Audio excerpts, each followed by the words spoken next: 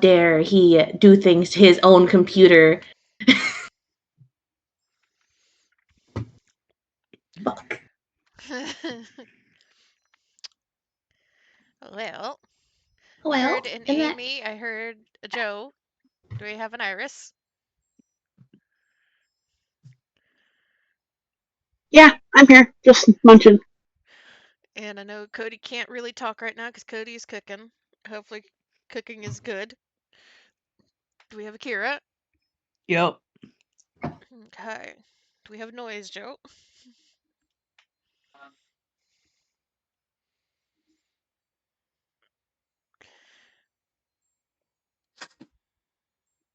No noise. Okay.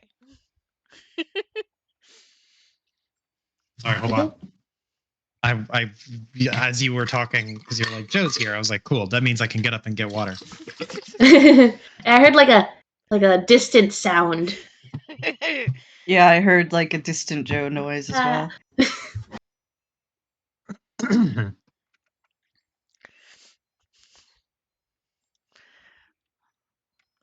So, while you're doing that, we are going to go ahead and need to be on this tab. Yes. People, roll your destiny. I will roll one for Amy. Thank you. Can you roll one for me too? I will attempt to roll one for both of you. Thank you.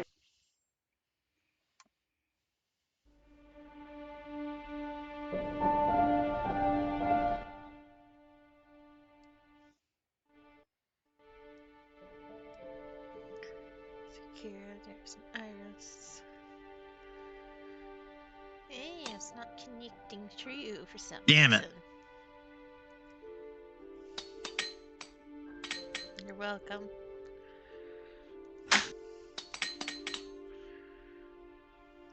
You're not as welcome. That, So that's about the who's size of it who's? for us, ain't it? So, 2 light side, 4 dark side. Well, it could be worse. It could be. It could be so much worse. It has been. Yep. We've had worse odds. Also, Twitch, we're in New York.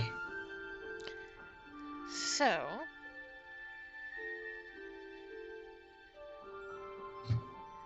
who wants to give us a recap of what's been going on?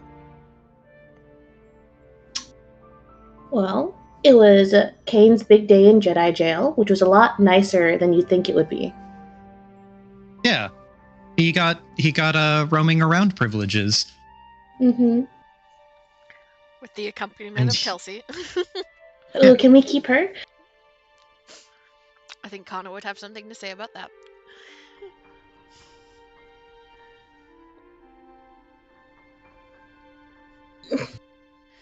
And beyond Jedi jail, we had a Jedi Council meeting with Kane at the center. Jedi trial after jail.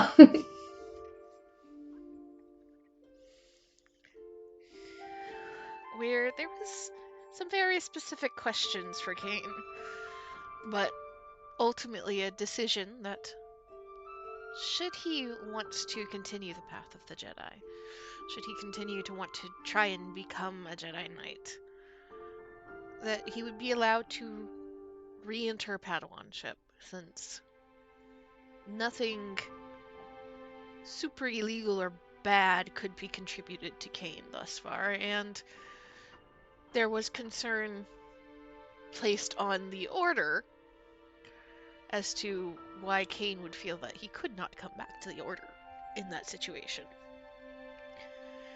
And an option was given to Kane at the very end of last session over who he would like to be his master. And the options that were given was Master Tech, Master Sullen, and surprise, Master Lissy, who is alive, very badly injured from her fight, but alive. And that is where we left off last time. So we will come back into this question being posed to Cain of 3 very different masters, very different kind of positions and philosophies, as potential masters for him to try to re-enter into the path of the Jedi properly.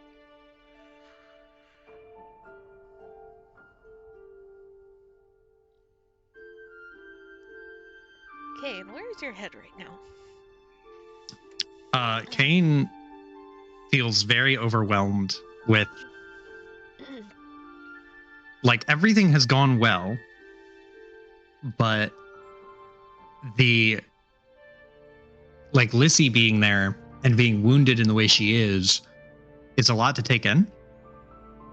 Because he cares for her a great deal, and just being back has been a whirlwind of, like, highs and lows. One high and one low, both coming from Tulsi. So she has come out even, I suppose. But it has been Kane's in he's in a bit of a state. And now he is being asked to choose a potential new master for his welcoming back into the fold. Which arguably, it seems like some of them would even argue that he never really left. Or at least potentially could. I'll say that if he looks around the room at all of the council members and stuff, though nobody is angry and nobody is in a position to argue or seeming to want to argue, there's one or two that seem a little bit more perturbed by the situation than others, a little bit more of that kind of disapproval in their expression. But a decision has been made.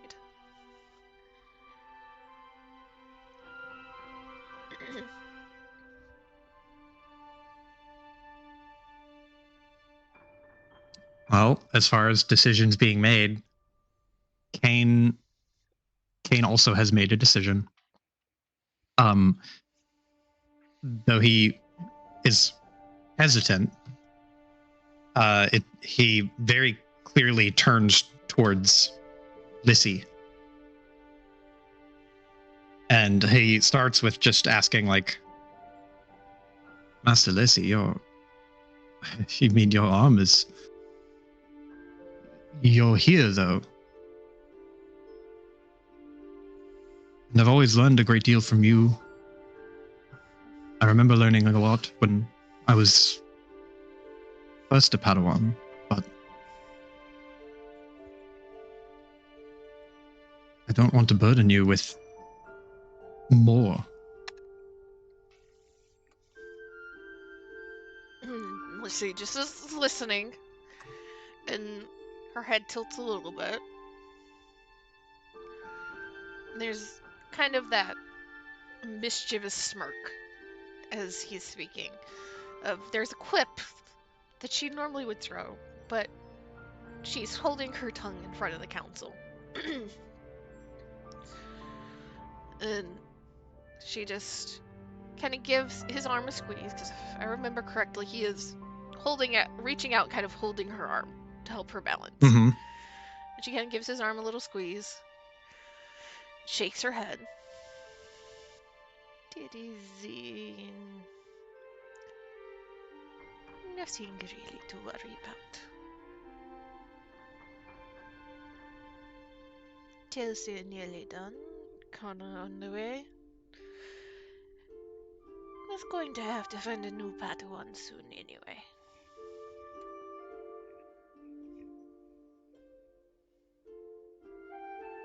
He smiles and nods.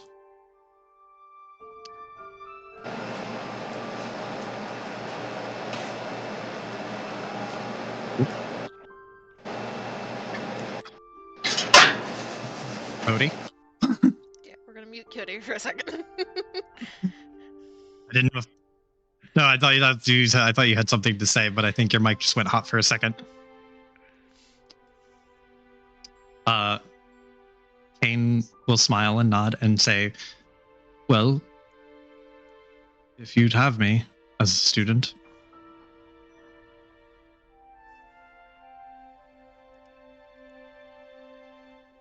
And there's, again, that kind of overly toothy grin.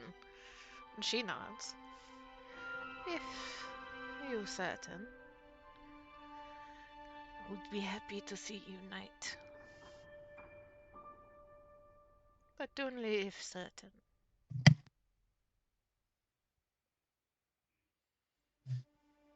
Kane looks around the room at the other various masters in the room. Not really meeting their gaze, but save for like Tech and Scyllin. And he looks back to Lissy and nods. I'm about as certain as I can be, which is more certain than I have been about most things.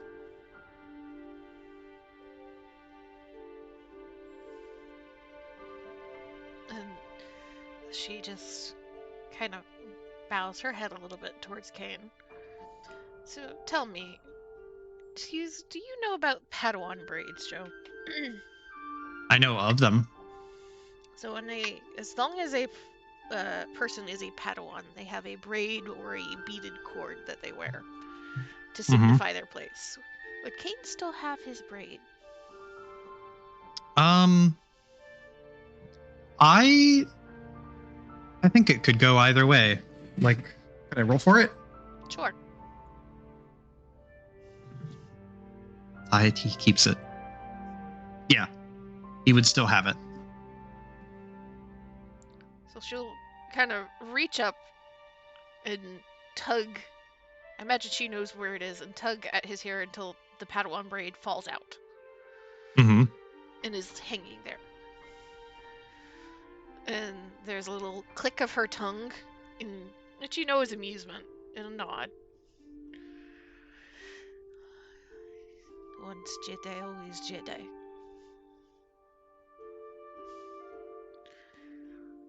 And she looks around, and then you see her look over past your shoulders at Arcus for a second, before her eyes move to Zim very pointedly. Well, Padawan made decision. It is good. And there's kind of a holding of tension for just a moment in the room before Zim nods and stands very slowly. And he is not particularly large by any means. He's not particularly tall nor broad. He is, by most considerations, kind of your philosopher Jedi. And as he stands, he motions towards Kane. Are you prepared to take the oath once more? Kane like gulps and nods. And Zim steps forward and motions for Kane to kneel. And He does so. as soon as he has kneeled, Zim takes out his blade and ignites the saber. And you can see it's almost a deep hunter forest green. And holds it up and slowly but surely has you recite the Jedi Code once more.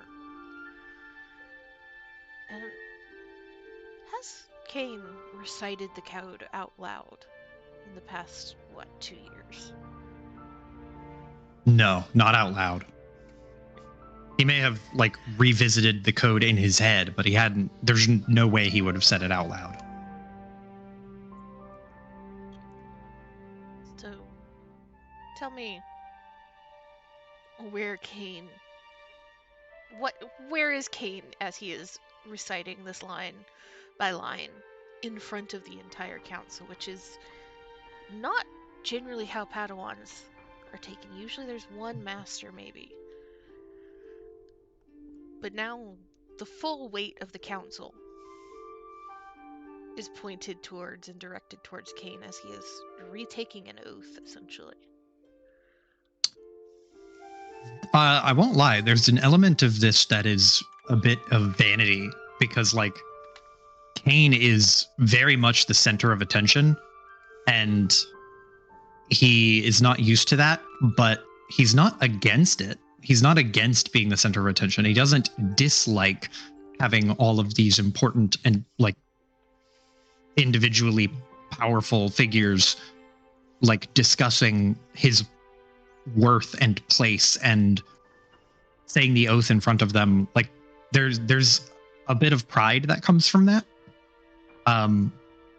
But he does speak it in a very mechanical sort of way, like he always has. Just very official, by the book, what have you. But he, like, emotionally, he is both proud and a little bit more reassured of his place. Like, it feels good to be here and to be doing this again and to have a second chance. But there's like a little nagging voice in the back of his head that is just reminding him, like, just constantly poking at the back of his head, saying, like, is this really what you want? Is this really what you want? Is this really what you want? And as you take the last portion of the oath, and the saber comes down to just hover right above his shoulder, close enough that you can almost feel the ends of a few hairs curling away from the heat, and rises again. There is a sense of finality. You are once again a Padawan. You are once again a Jedi. But you have been given very clear limitations. This is Kane's last chance. And though he can choose not to be a Jedi, should he feel that it is not his path in the future, there will be no coming back once again.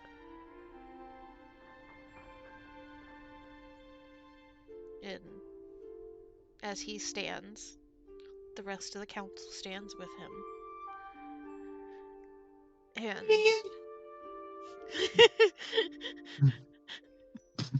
Sorry, go on. Who is squealing Kane? Or was that Claire? That was Claire.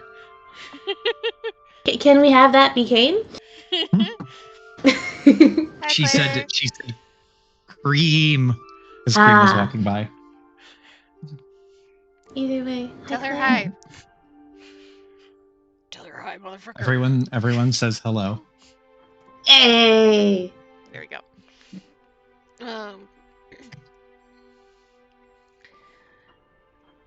As Kane stands, the rest of the council stands.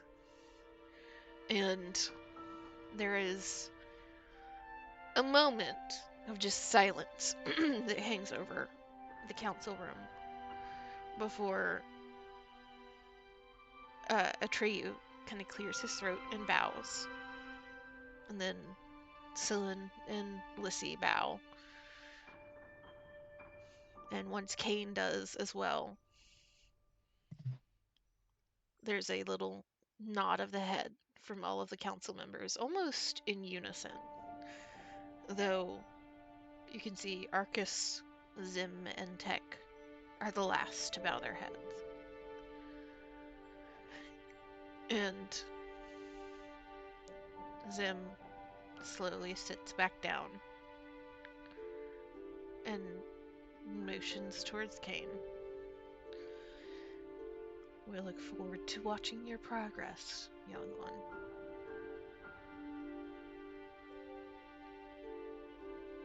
Kane hope you don't have to come back. Kane does his best to give him a steely and resolved nod of affirmation. He doesn't say it out loud, but he thinks to himself, me neither. And then you hear the first sound to follow is the footsteps of Scylla as he starts to walk around the edge of the room back towards the elevators. And Atreyu and Lissy back out and then turn and start heading away as well. And as soon as Kane starts to follow, Atreyu just pauses long enough that you end up with this heavy arm around your shoulder as you are just walking through the elevator doors. And as soon as the doors close, noogie.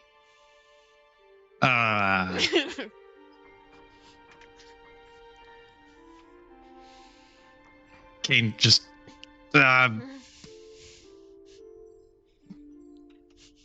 thank you. The tray is grinning, face turned in your direction.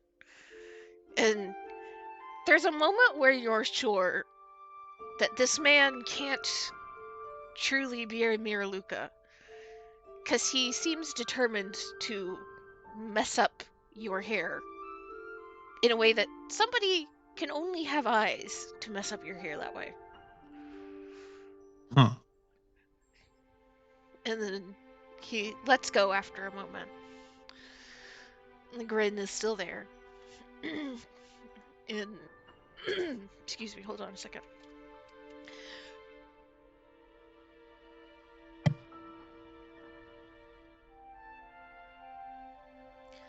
Ooh, okay. Better. Yeah. The grin is still there. And kind of turns towards Lissy, who is leaning against Scylla as the elevator goes down. Very clearly taking this support from him, though she is... Neither one of them have said anything. And Elysee just smirks. Hope you not think that you have it easy with me.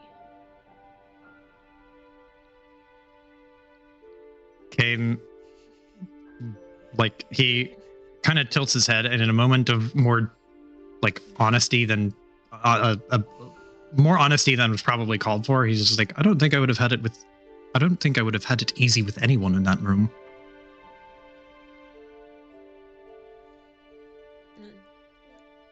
There's the smirk turns into a grin, and Lissy just kind of like pokes at Scylla's side. See, he scared you too. And Scylla just snorts. And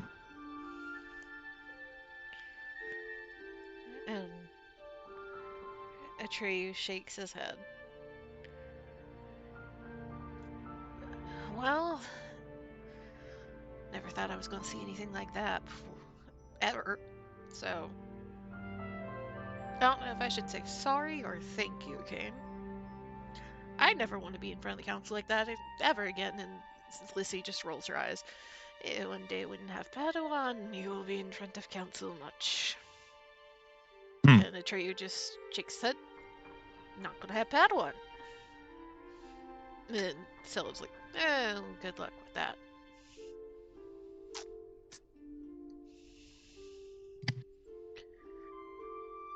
And as the banter kind of dies off, Lissy has looked to you again, Kane. And she's kind of looking you head to toe in a critical way. Not unlike when you first stepped foot in the compound. Yeah, and finally showed your face in front of a Jedi again. And she just tilts her head a little bit as she completes another head-to-toe look and meets your gaze.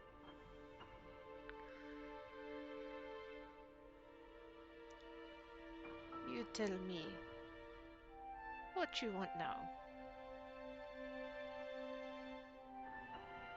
Kane just exhales and just goes, I want to go hang out with my friends. Hang out. And there's I a have brow been- raise. Kane just kind of winces a little bit and shrugs and just goes, well, I'm sure you understand, but this atmosphere, he gestures to just the temple and everything around, is a bit stifling. Or it can be. And you get noises of various kinds, all seeming to be in agreement from everybody in the elevator.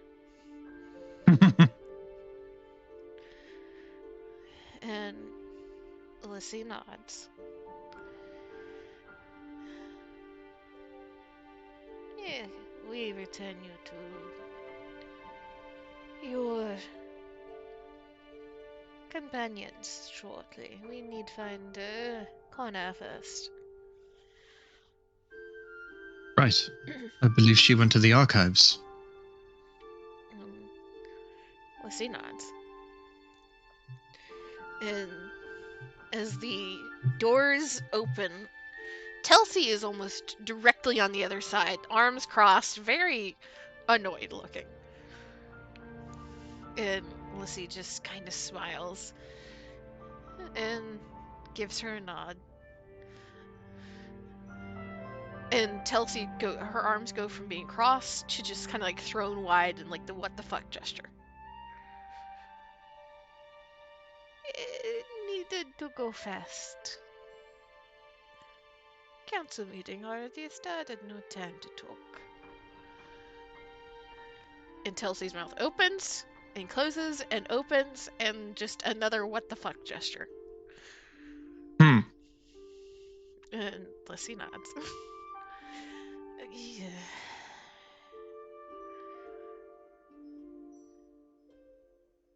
I can't say sorry enough, can I? Until she just frowns. No, I don't think so. Not this time.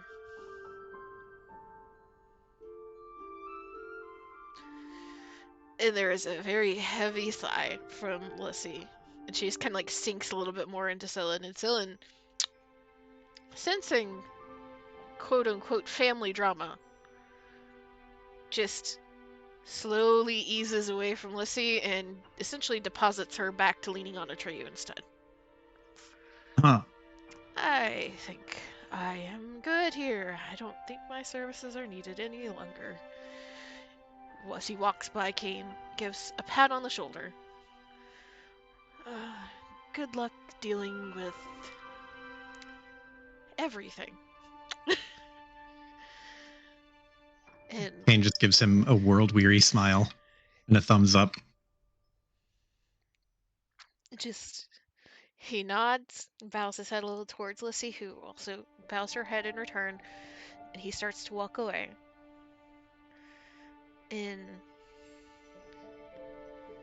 Lissy just starts to move, and Atreyu essentially picks her up as soon as she starts to walk away.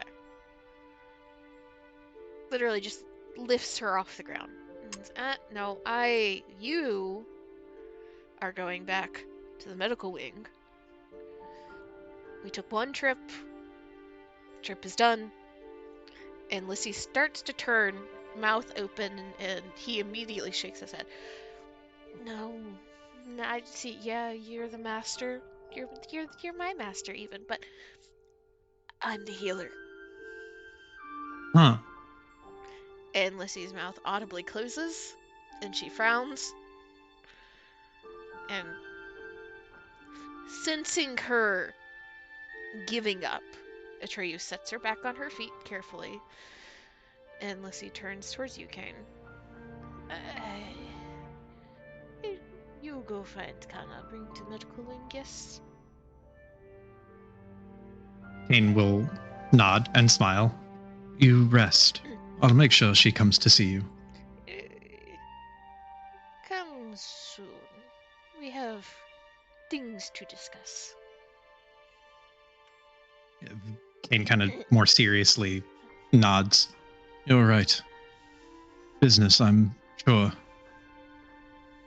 And she nods.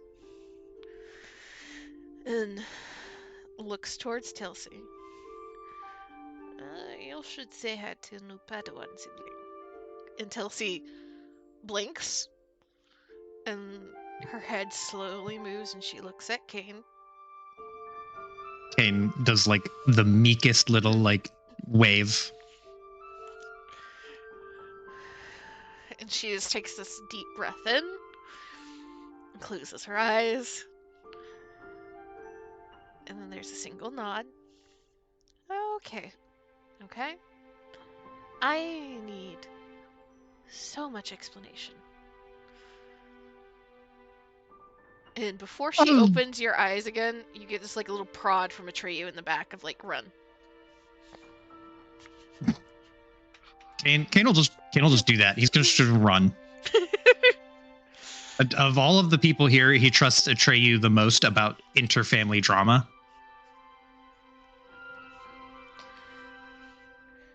So you escape. And you hear, as you are exiting this waiting room area, Telsey, who has opened her eyes and has turned after you, the noise is directed at you. You just hear the, you little, and you just hear a cough from Lissy, and she whips around. What on earth is going on? What in all the galaxy were you thinking? Why? And you just hear this like tirade starting. But you escape before it is unleashed.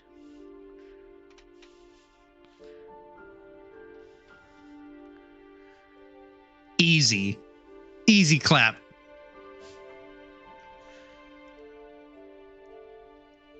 And where the fuck are these archives? The archives are down in one of the lowest floors. So you're essentially going from the top to the bottom.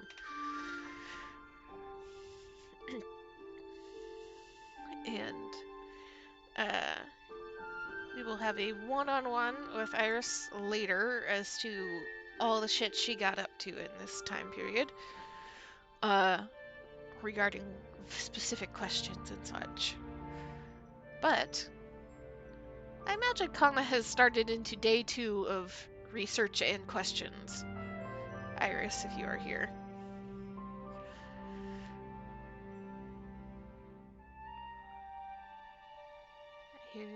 I am here. There we go. Tell me, what does Kana look like when she is starting into day 2 of essentially study session?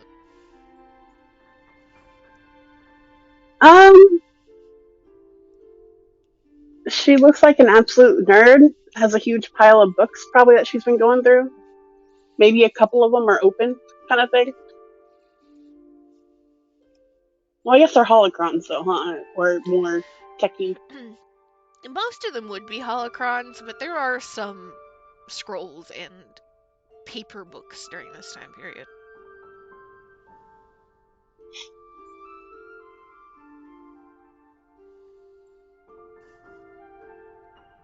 Where in the library, where in the archives would she gravitate towards? Quiet corner. Is it always the same quiet corner, you think? Yeah. Which means, Kane, you don't have any issues finding her, because Kana has maybe 2 spots in the archives. Mm-hmm. You go... One spot empty, the other spot like a fort of book. Yep. Just Jenga tower of holocrons and data pads and a pink Twi'lek hunched over one behind it all. You hear the footsteps before you see Kane. To look up and notice Kane, healthy, whole, seemingly not pissed off or scared. And the Padawan braid is now hanging beside his face once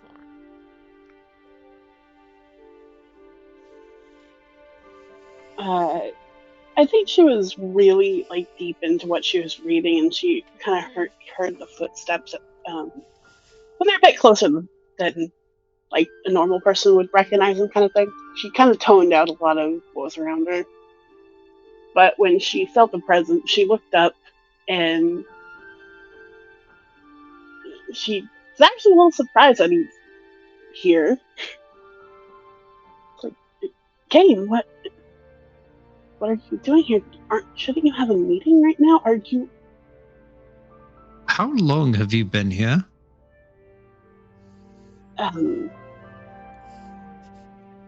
I looked at time.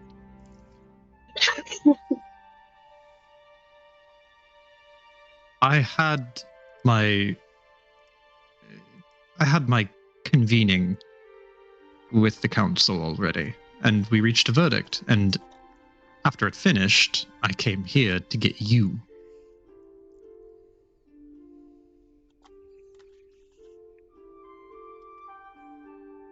Oh, I guess I've been here a bit longer than I thought. How did the meeting go? She's kind of eyeing the, like, she notices the braid, eyes it, and then looks him in the eye, kind of thing. In like a very like mock celebratory gesture, he holds his hands up and just goes, "I'm a Padawan again." And well, my master is Master Lissy.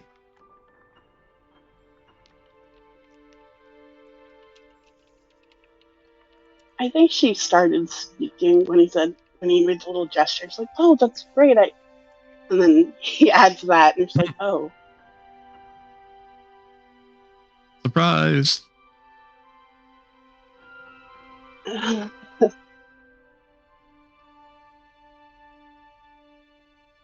But we can discuss more of that later. The important thing is that Master Lissy is in the medical wing, and she needs to see us both. Wait, she's here?" He nods. You came to see me on the council. She looks at her data pad. Has she gotten any messages? No. None. Kane sees that and like intuits and says, "I wouldn't be surprised if you haven't heard from her. She's been recovering, and Atreyu seems like a strict caretaker."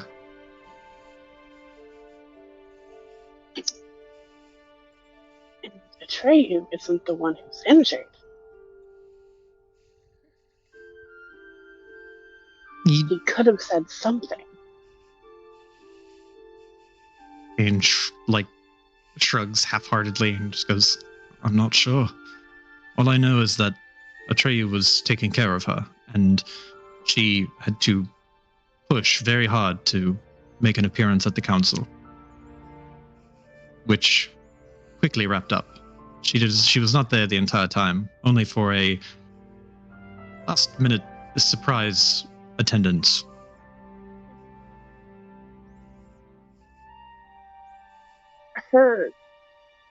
Her look goes from kind of like a bit of annoyance to more concern.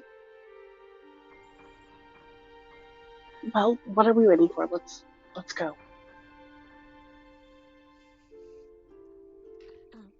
Kane will help. Well, he will help clean up some of the stuff with Kana to put things back where they belong. Yeah, You have to reshelve at least like 60% of what you have out. Otherwise, you're going to be just trapped on archive duty.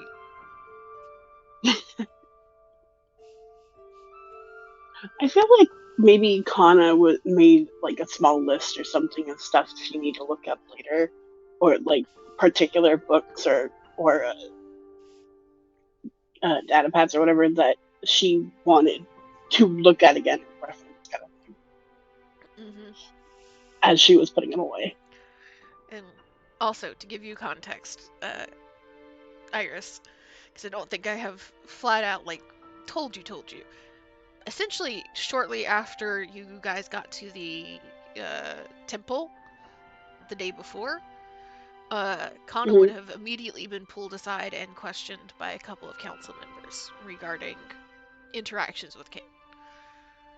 Okay. So she has had interaction with the council as well within the past like 24 hours. I read that it was mentioned in the notes, though. Like I kind of figured. But then she was free after that for whatever she needed to do. Hold on.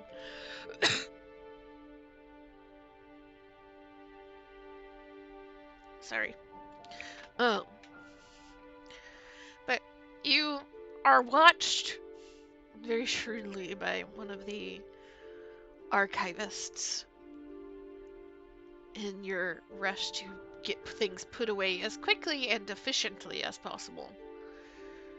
And eventually, once the stacks in both of your arms have shrunk to a reasonable size, a very old man kind of shuffles along and has a kind of cart in front of him and just motions for both of you to put the stacks down onto the cart, and he waves you off, not really seeming to want to or need to exchange many words, but seemingly satisfied that you guys have put away your fair share of whatever the fuck Kana had growing in her corner. And you guys are able to leave the archives unaccosted and wind your way through the temple towards the medical wing. And once you get there, it is a little different than being like on the Paramount, where everything was very hospital-like, extremely sterile, extremely kind of cold. This wing is made of almost nothing but stone, and between the lighting of both the artificial lights and the few windows outside, it almost glows with a warm, soft light. And you know, one door leads towards a kind of critical care area that has both critical care beds and surgery centers and full Bacta tanks. But another section just has bed after bed after bed, each separated by tall, ornately stitched curtains. But a place for those that are out of the most intense care to sit, and there's not a whole lot of privacy, but there is some. And in this long hall of beds, about half of them are filled kind of sporadically, where 1, 2, 3 might be filled side by side, then you might have a section of like 2 or 3 that are empty. And you see the healers. There's about 5 or 6, all in very plain robes, which are distinguished from your standard Jedi robe in the fact that most all of them are cut off with their sleeves well above the elbow to keep their hands and arms free. And they're wandering around back and forth, tending to the various Jedi that are there. And as you walk down the length, you find the one that you furthest from the doors, as far back in the hall as you can get.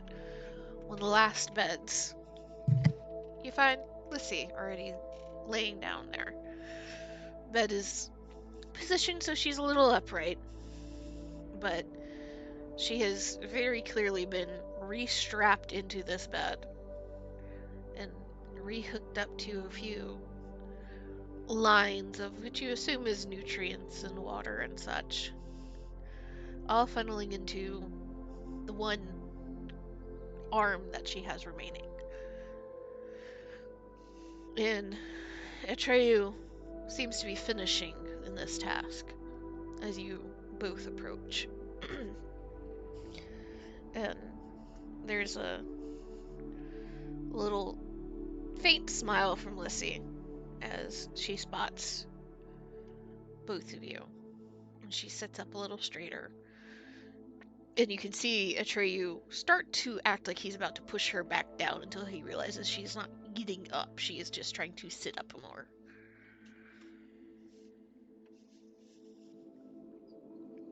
Before Kane and Kana actually saw Lissy again, Kane would give Kana like a little bit of a forewarning to be like, hey, she's not good, but she's like steady. She's able, but it like she's clearly still recovering.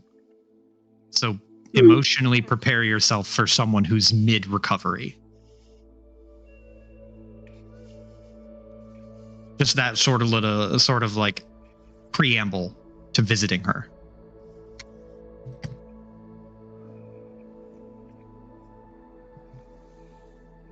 Kana, I don't think she would say much to Kanon, like when he tells her that, but she would nod and acknowledge him that she heard it.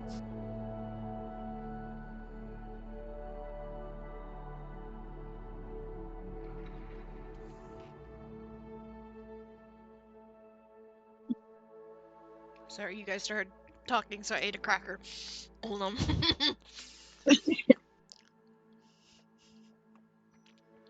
Is it the wheat thins you mentioned Hazel would not like?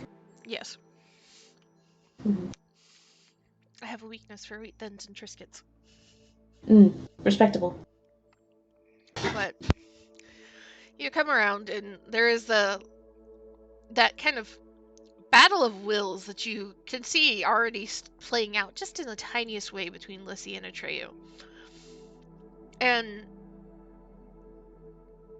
both of you have been around Lissy and Atreyu before to know that Lissy, for all of her strengths and weaknesses, one of her weaknesses is she is not a good patient. She does not like staying still. And so being in a bed in a medical wing is like her worst nightmare. Meanwhile, Atreyu has to fight her pretty much all the time when she is injured in any way, shape, or form. So you can only imagine the nightmare that has been going on between the two of these over the two of them over the past several days to weeks. And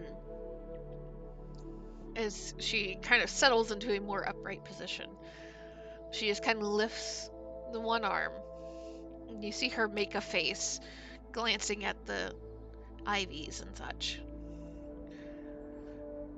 In Kana, you would know that expression. There is a rebelliousness in the eyes that she is considering for just a moment ripping the IVs back out.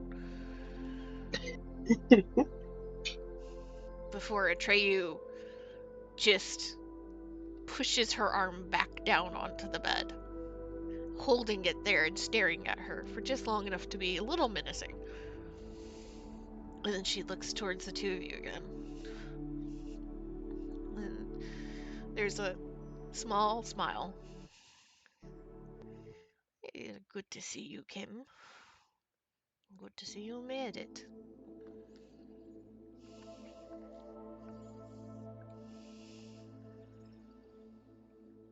Good to see you here too, Master.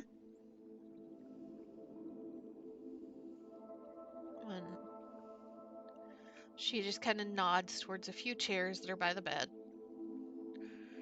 and looks towards Atreyu. You have pinned me to this bed, to all of these, and she just kind of waves her hand towards the IVs. And got me back here, as far away from freedom as possible, and she continues gesturing towards where the door is. I am not going anywhere.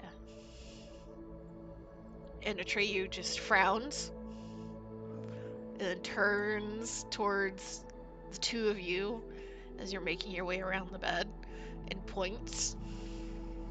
She does not get up.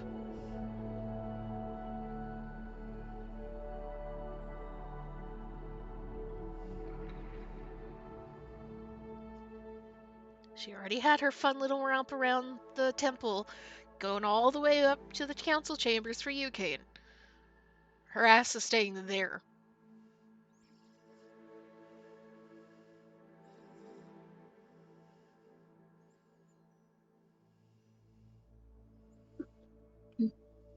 We'll keep an eye on her. What good that'll do. Kane nods, like affirms Kana's sentiment precisely. If she gets up and leaves this medical wing, I am going to find some way to lock both of you in here, cleaning it for the next week. And then he goes from gesturing to both of you to pointing a finger at Lissy before he starts to turn and walk away. And Lissy just watches him for just long enough before her lip kind of curls in annoyance. And she admittedly makes a rather rude gesture towards his back, but doesn't get up. Just kind of lets her hand fall back to the bed.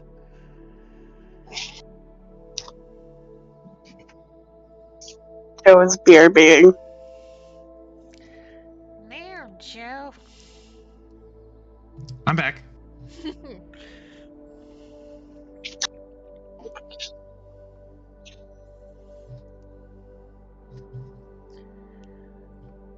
And she looks to both of you and sighs. Yeah. Seems you got all the Bacta sorted, yes?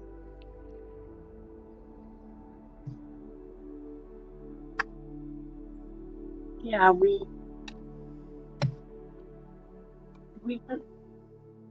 ended up going to skip one and infiltrating. Well, stealing it back.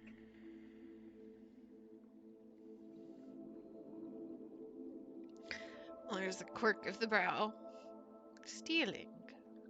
And her gaze shifts from Kana to Kane. You're teaching Kana new things already. Yeah, Kane like tugs at the collar of his shirt and just goes, "What? No, no, no, no, no, no." She nods. Yeah. Thank you all same. Didn't save everyone, but what little you got to me saved me and a few of my commanders.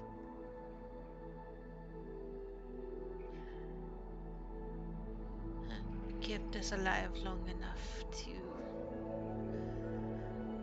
make a difference.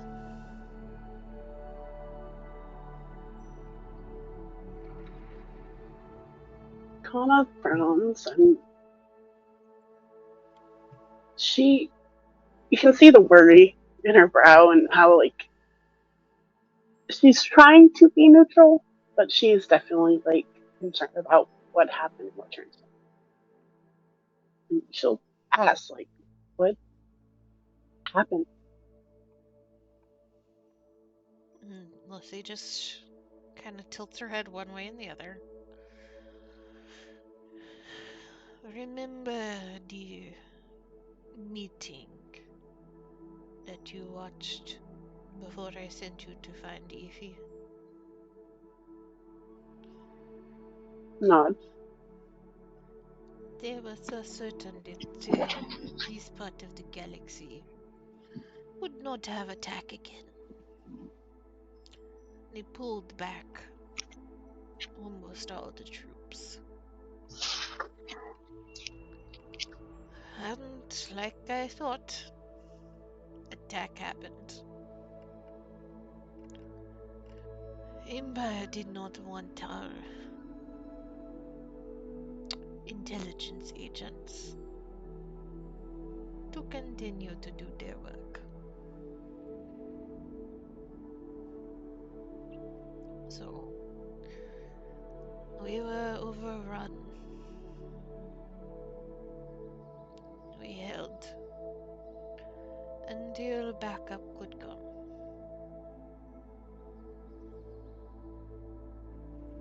And there's a clear exhaustion as she is explaining this that comes over her face. And she shakes her head a little bit. I had 300 troops. 10 of us made it. Oof.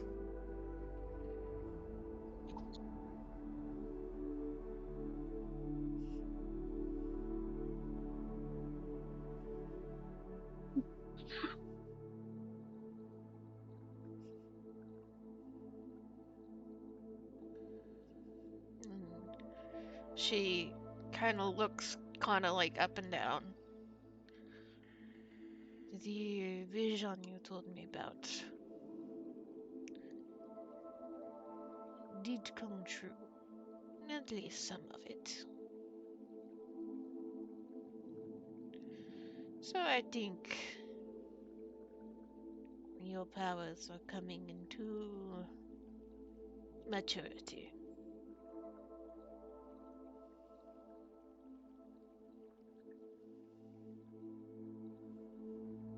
Kana, like, perked up a little bit, like, paid a bit more attention when receiving the vision.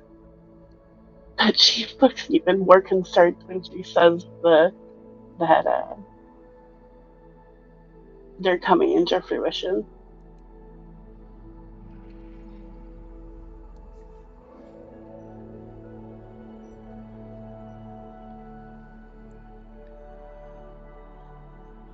But we're not going you here for me. We're not worried about past, not right now. I need to talk to both of you. And she gives both Kane and Kana kind of a long stare.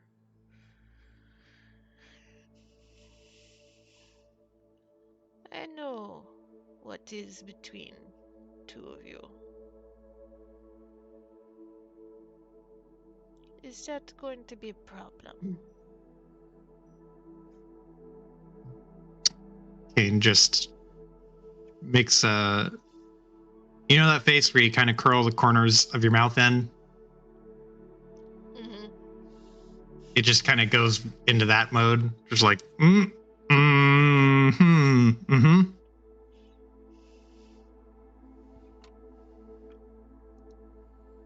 Of Kane will course not.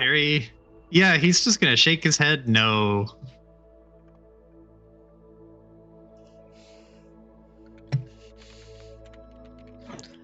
At the varying levels of total innocence that is being portrayed. She just kind of raises a brow, and there is silence just long enough that you can sense she is trying to give both of you an opportunity to speak, should you choose to speak. When there is no speaking, she just kind of sighs, and her head drops back against the pillow for a second. And she shakes her head. I will trust both you to find a way through. If issues come, you will come to me. Do you understand?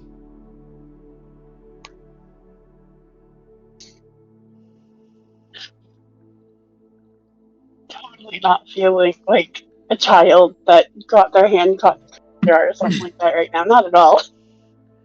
Kane wants to say some sort of protest, but he's gonna open his mouth and then close it, and then open his mouth and close it, and then just agree. Like, yeah, if something happens, we'll come to you. You're right. It'll be fun. Nothing is going to happen. But if it does, we'll come to you.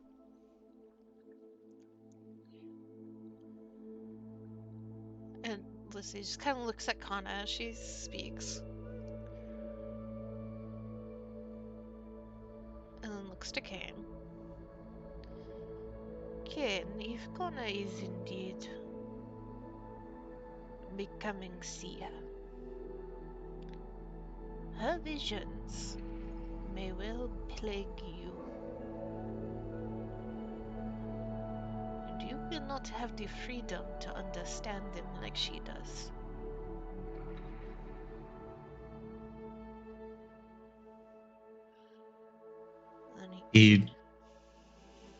Go ahead. Kane just nods and shoots a glance over to Kana.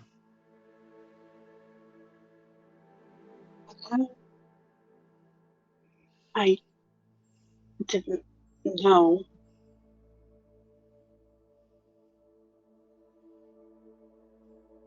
I didn't know that could affect you as well. Lissy just kind of waves her hand slightly. You think only thought gets through?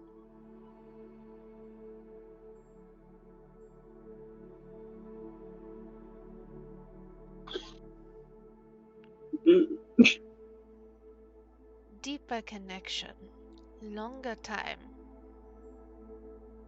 more leaks through. Thought, emotion, vision, dream, even force.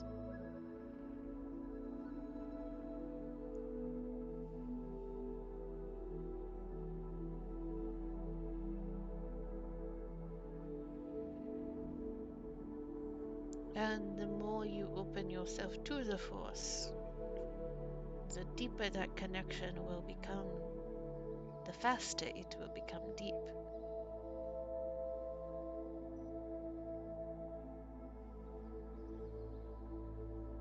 And then she Kana will glance at Kane. She looks at Kane again. And your trial not done, not quite. I have task for you to make sure you're on the path towards being knight. If it goes poorly, she looks towards Kana, it may come back to haunt you too.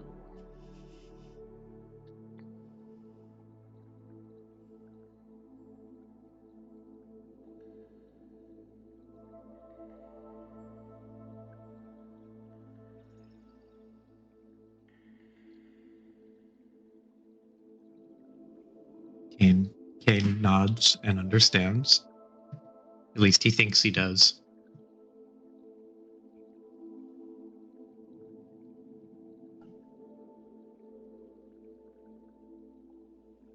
This mission's for Kane, right? Yes, what she's referencing at the moment is Kane's. Okay. But she's saying there's a possibility of repercussions towards Kana if he fucks up because of the bond. Wonderful. Okay. It'll be fine. And she nods towards her side, towards a cabinet that is beside the bed. Go in and find my bag. Kana will get up and grab it. You set it on her lap, and she kind of starts picking through, and you see that out from her bag she pulls her belt. Her belt she normally wears over the top of her armor. And out from one of the pouches on the belt, as she opens it, she starts to pull something, and as soon as the pouch is opened, both of you feel just a chill kind of run down your spine.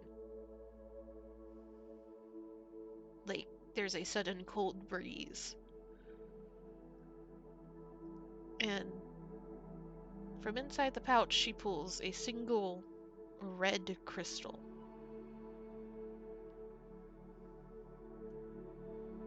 Oh.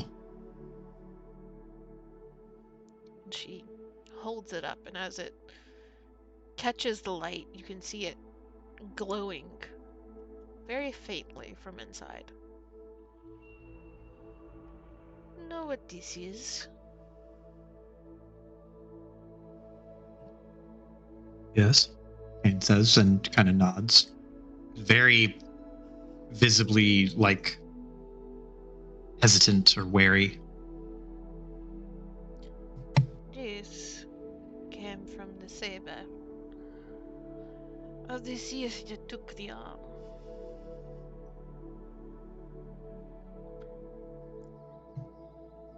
Last little trophy I take.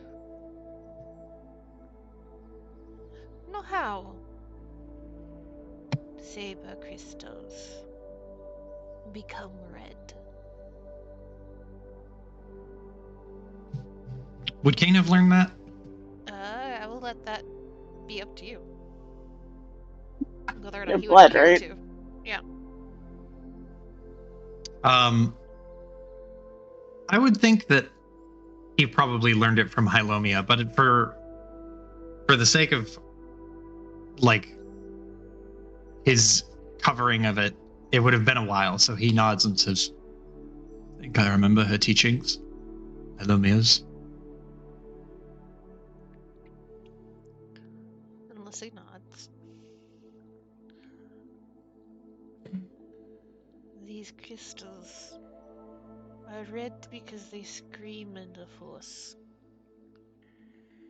They're in pain. But they can be healed with time and dedication.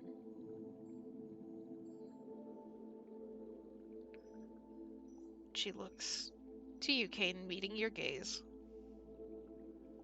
You will heal this crystal. I will. And there's the immediacy of the question just brings a smile. What? Don't think you can? No, no, I will. I will heal this crystal.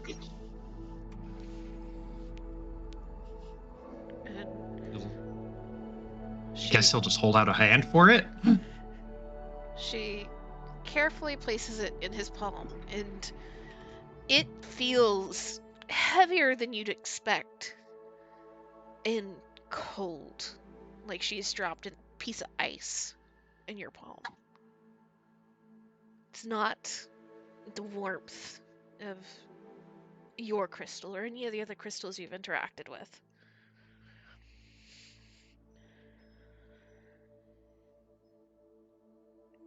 Lightsaber crystals are the most pure form of force that we know of. They reflect us. They show what is inside. That's why all of the sabers are different colors.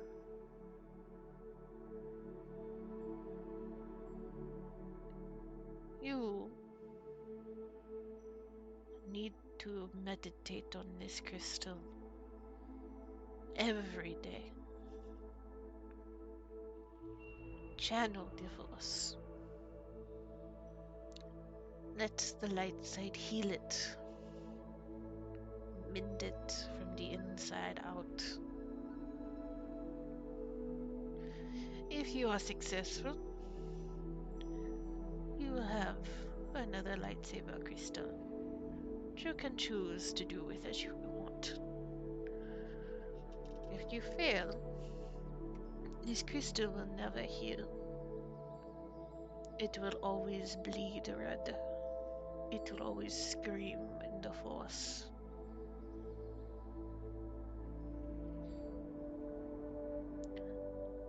If you heal it, you will know that you are truly meant for the Jedi path. And not until after it is healed will you be considered for night trials.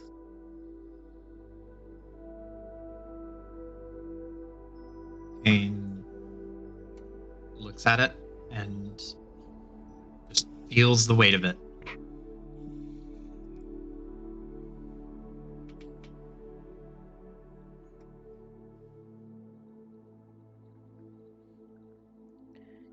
If you would meditate and pour darkness into it, it will only bleed more. It will become such a deep wound in the force that you will feel it in your very soul. Both of you will. She looks towards Kana. And without looking back to you, Kane, fully aware that you are still there, she stares at Kana long and hard. And if he wounds the force so deeply, you know that he is not meant for this path.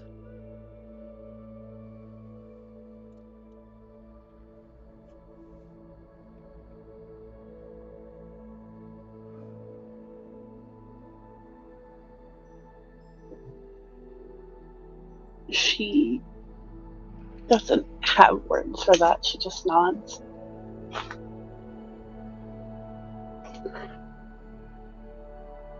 She doesn't like the weight in that statement. Mm-hmm.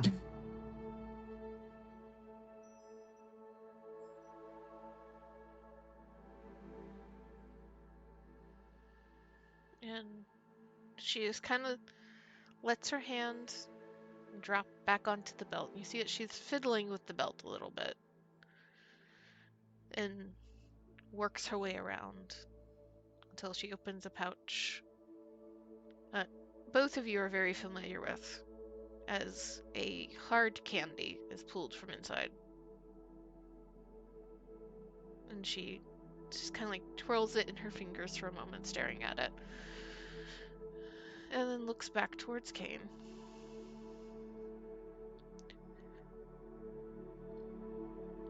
You can stay with the ambassador, so long as you maintain your meditation. She nods towards his hand.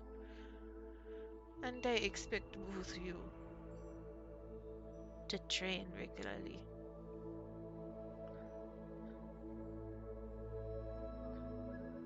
Kana, you need to see more of the galaxy.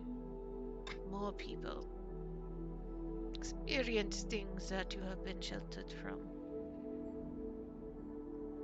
And Kane, you need to find your footing again.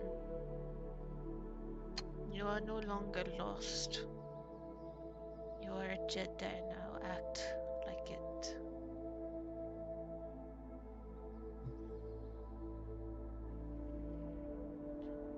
Kane simply nods. So long as the senator, or so long as the ambassador continues to act in the Republic's favor, and continues to come back and forth to Coruscant, I will not pull you away, not yet. But you have to get her to agree. Should I need to send the two of you on a mission, either the two of you leave her, or she goes with, and she has no choice.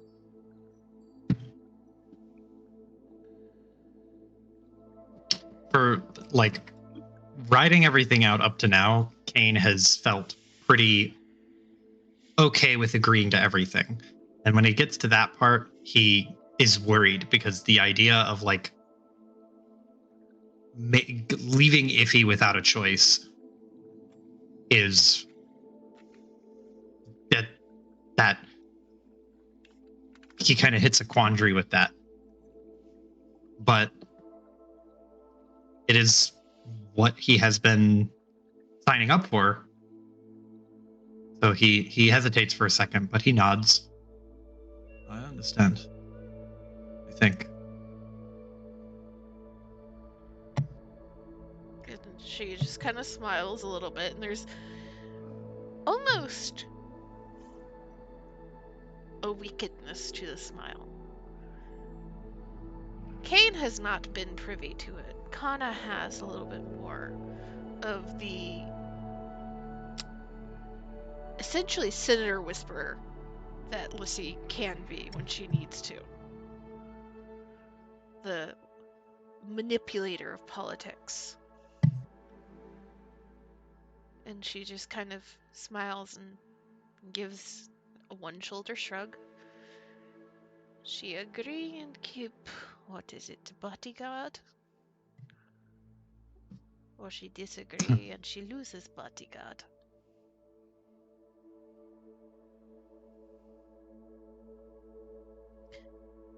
Consider this first task. Two of you must convince her.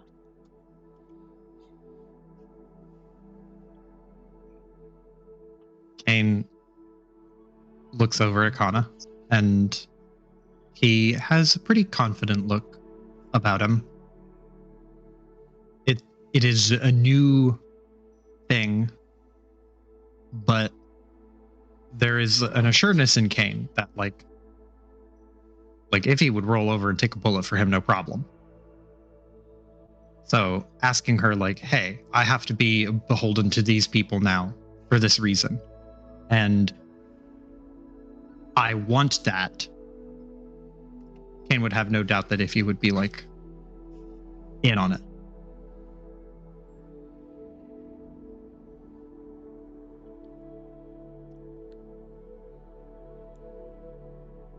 It's a response from Kana. So, yeah, I try to think of how to word this.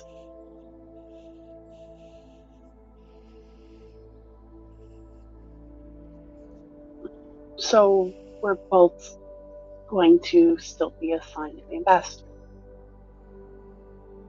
And she nods. For now. Neither one of you are meant for frontline. Not truly. And neither one of you are meant for assignments to senators. Too much politics. I think this current assignment works in favor for now. Though may change in the future. But from what I understand, the ambassador still is going to some dangerous places. Places that benefits the Jedi to have people there too. If she represents the Republic, two of you represent the Order.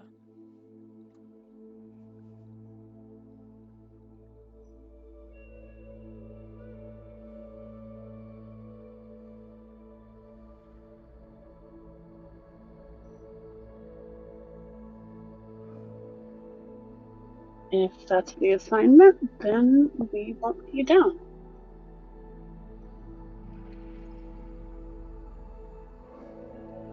And Lissy nods. And looks between the two of them. She's popped the hard candy into her mouth before she holds out the pouch to the two of them. Motion reminiscent from the very first times either of you interacted with her as younglings. And she just kind of tilts her head a little bit. And I don't think no question.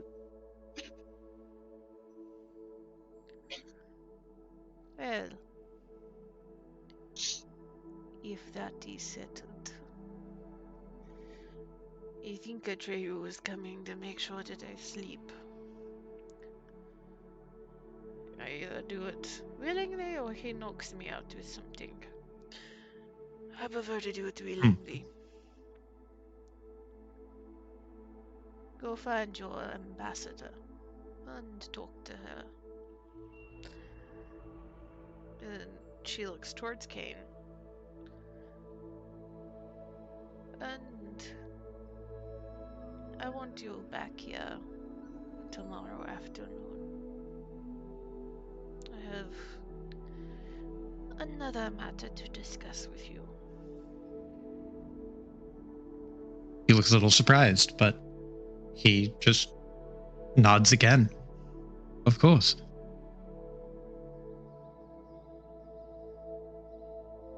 And he'll turn to Kana and say, I suppose we should go find the rest of our group. Yeah. Hopefully things didn't get too out of hand.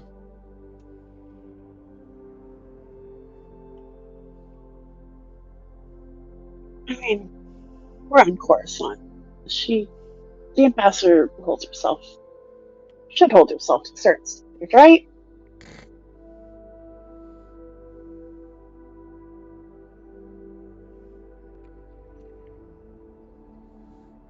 And as the two of you get up to start to leave, Lissy has put the bag off to the side, has settled back a little bit.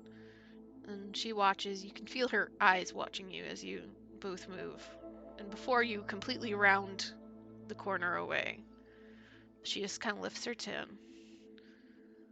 And thank both of you. And tell the ambassador thank you as well. Oh, you all did good.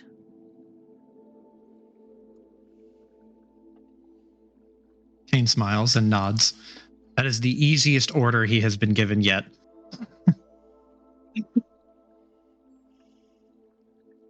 Kana definitely feels pride in that. She's given herself a little pat on the back for this.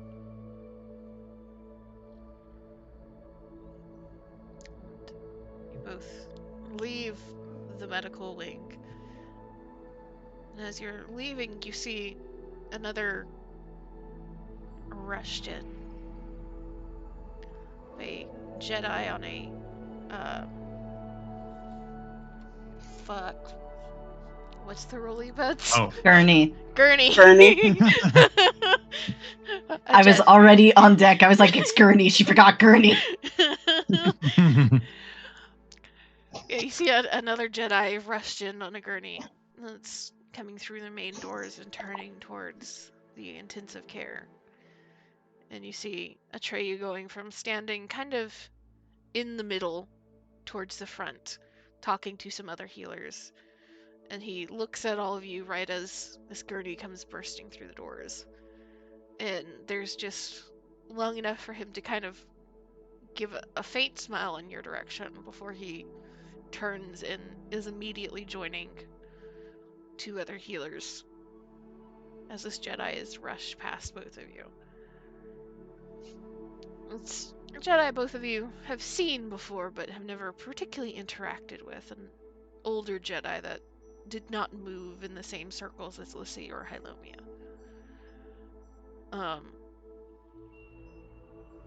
But chaos has taken over a portion of the medical wing again.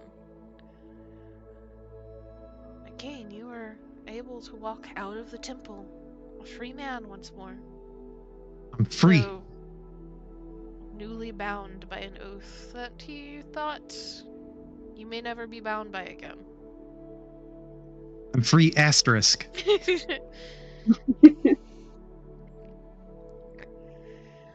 And here is where we will cut from the Jedi over to the rest of the group. Did we have decisions made on party outfits? Yes. I'm gonna Do I need level to with find- you, Amy. I forgot what the party outfits were. Do I need to find club music? You do need to find club music. Space Club. Spub.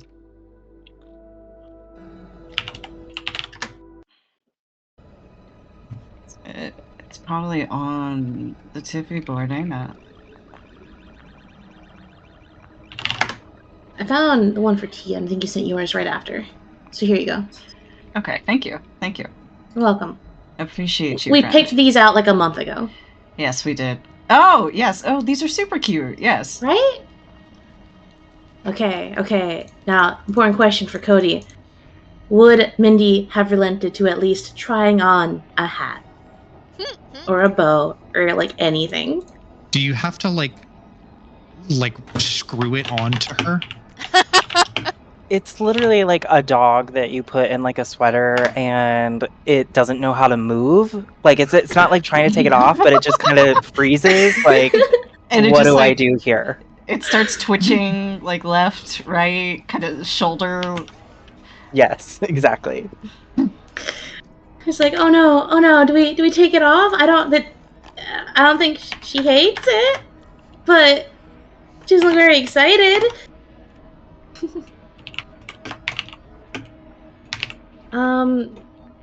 Did we also have, like, shopping to do? Finishing shopping to do? I think I don't remember. It's been a while. shopping is a thing we can do another session or another day, if I remember correctly. So we could Yeah. probably do that when Yeah, the party okay. is together. Yeah. Mhm. Cool. Because I think I just realized, I don't think I, like, wrote down what we actually bought. I wrote it down at some point. Okay.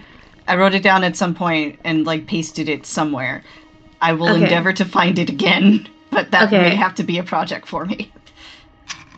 Yeah, because I think I just wrote down, like, the menu. I did not write down our order. Oh. I'm pretty sure I wrote it down somewhere. Mindy! You made Mindy malfunction. Congratulations. Your new droid. Also, I don't know what it is about my... This happens all the fucking time. When it's like, first half is podcast, right? I'm like, you know what? I'm getting a little hungry. Let me put some food to heat up. My pizza just did you dinged. mistime it? Yeah. No, my pizza just dinged. I'm like, okay, well... You better go get it, my friend. 5 minutes so Amy can go get her pizza Scarf time. and scarf down a few bites. Thank you. And I can Yeah, price 5 check minutes. this Goldberry. So I can find fucking club music that's not copywritten.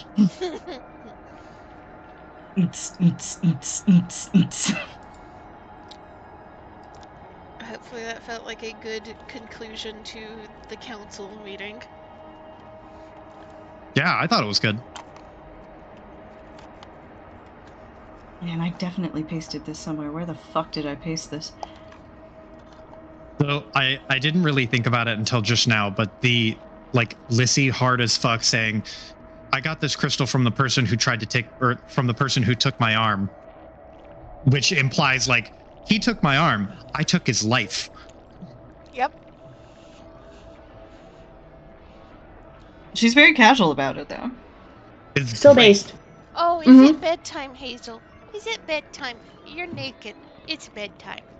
Mhm. It's a bedtime. Me when it's bedtime. Hi. If she doesn't have a collar on, that means she's about to go to sleep. Good night. Aw. Good night, Hazel. Good Go to night, bed. Hazel. Go to bed. Go to bed. I'm just gonna tack this on. Go to bed. Boop. Right there. Go to bed. Hmm. What if you went to bed? Ow. Ugh, I Holy- fucking. Are you fucking kidding me? This is $17? What is? Go. Go. This commander card. Although I'm seeing conflicting reports. I guess it's not. Yes, that's what I thought.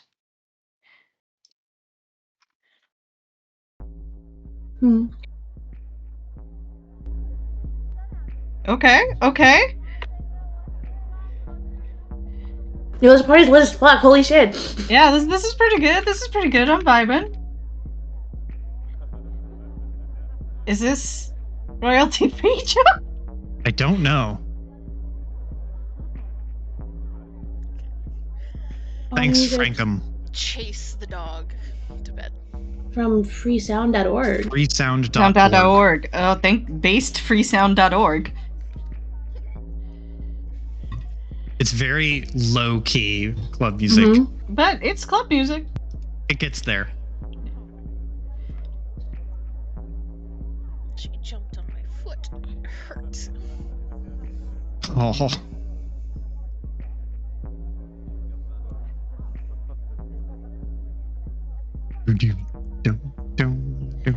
So, to be clear in the timeline of things that I am considering, Mm-hmm.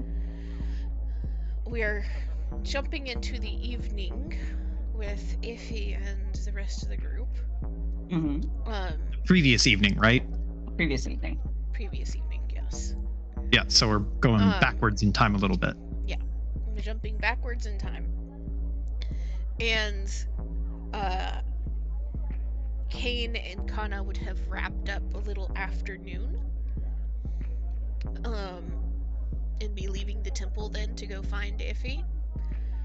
So the rest of the session and the next session, most of it, will be focused on Iffy and Tia and Mindy.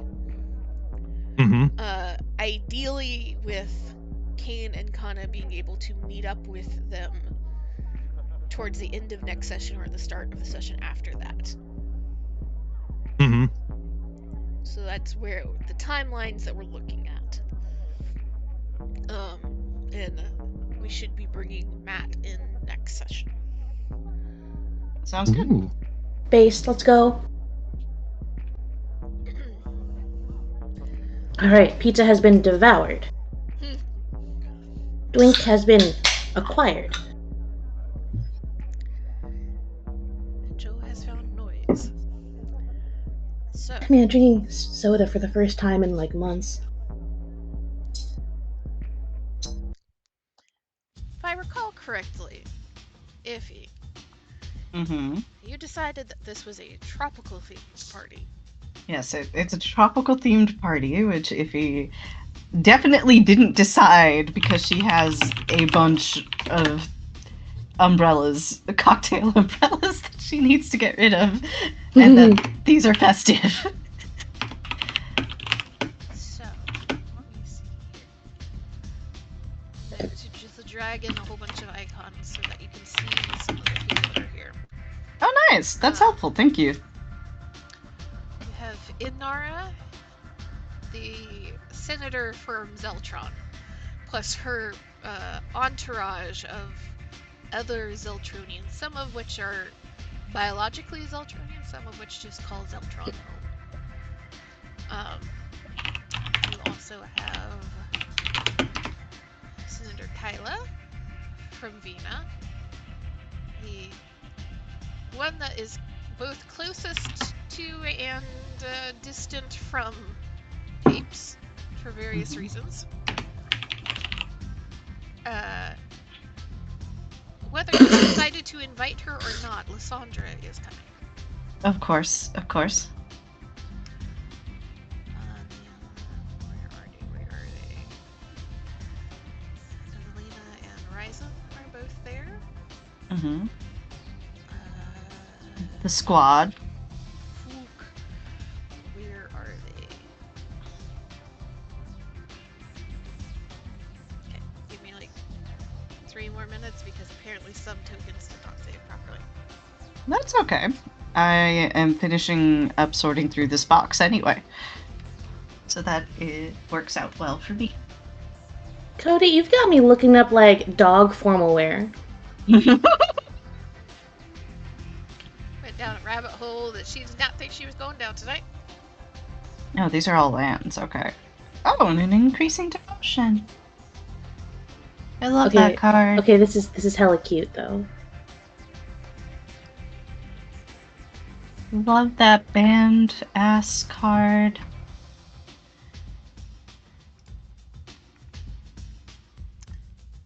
Also brought Rigi.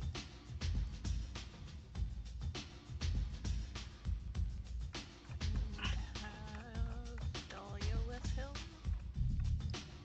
Oh, I forgot about that. You're about to have to do a lot of explaining. Does this count as promising to not run away from things? Like, does it count? You're gonna have to navigate that one. Mm-hmm. Because if he's not allowed to be outside of 5 feet of you. Remind me. You invited Zerka and the smaller corporation, correct? You didn't invite another one. I don't believe I did. I think I wrote down the guest list with this janky fucking web browser OneNote. Fucking hate. Find me the guest list.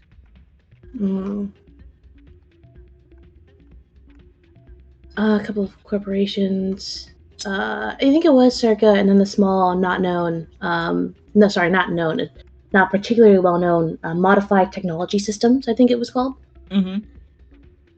Have we met these 3 yet? Who?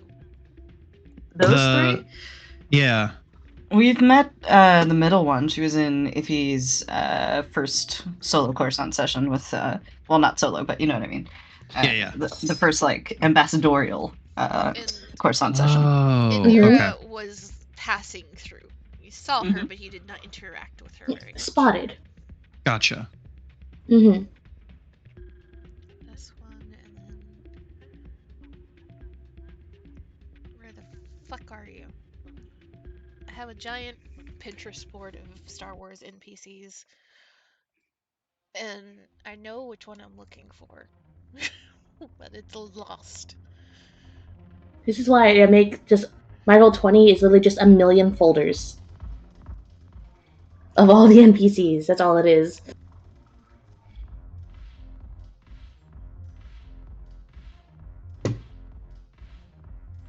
God bless Mass Effect for having club music. And it's actually kind of good club music. Yeah, it is. Mm-hmm. You know, if he's not goth enough for this fucking Vampire the Masquerade club music mix, but that's also bangers. Oh my gosh, I love ETM. Okay, this is so cute. I just need to share this now. Because the rabbit hole that I have been put upon. Aww. It's right? so round. Mm-hmm. So round.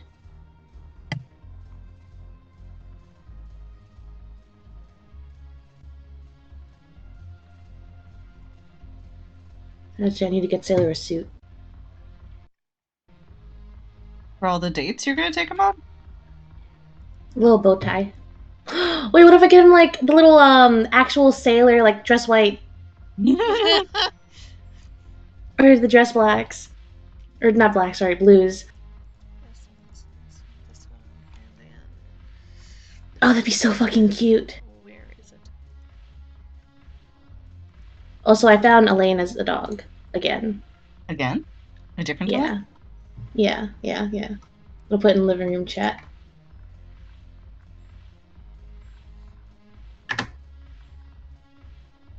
NPCs. Waiting for it to load. Oh, yep, that's absolutely Elaine. It's Elaine, yeah.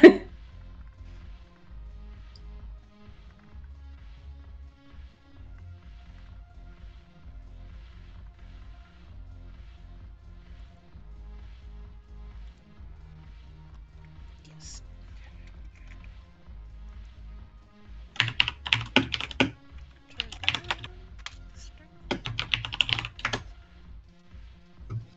God bless this website. Oh my god, this could be Sailor. I need to convince my husband. This could be him. He would be pretty cute. Mm-hmm. That's gotta be his clothes for when your husband has to dress up. Yes.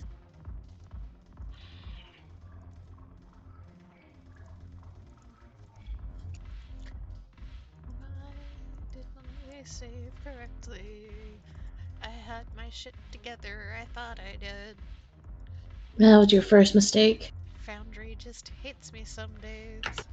Bruh, the last time we played Runes, I had to paste in a map 3 times to get it to stick, so I feel you.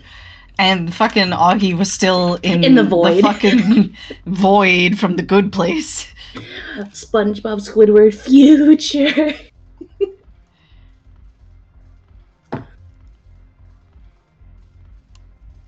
Honestly, it was more relaxing than the rest of the house. So Don't you want to talk to your cousin-in-law? Yeah, you get to talk to your cousin-in-law soon. Aren't you excited? so excited. So excited, bestie! Oh yeah, she will be here. I am returned. Welcome back. Look at living room chat. Living room chat? Mm-hmm. Little Sailor. Yeah, so Before the first that. dog image I sent is Elaine. I can see it. Oh shit, a flicker wisp. Ow, fucking... Hey Cody, you want to hear something fucked up? Yes.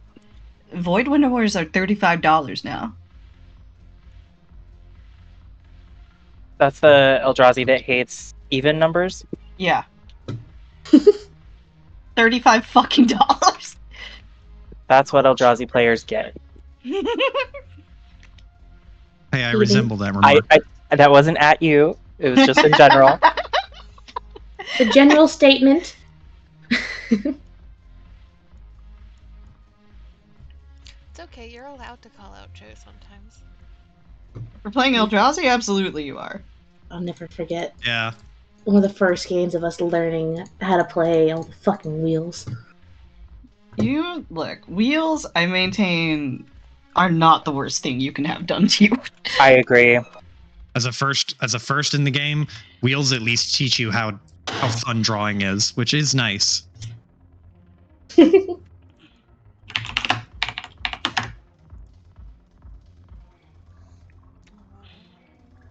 Mm. This one.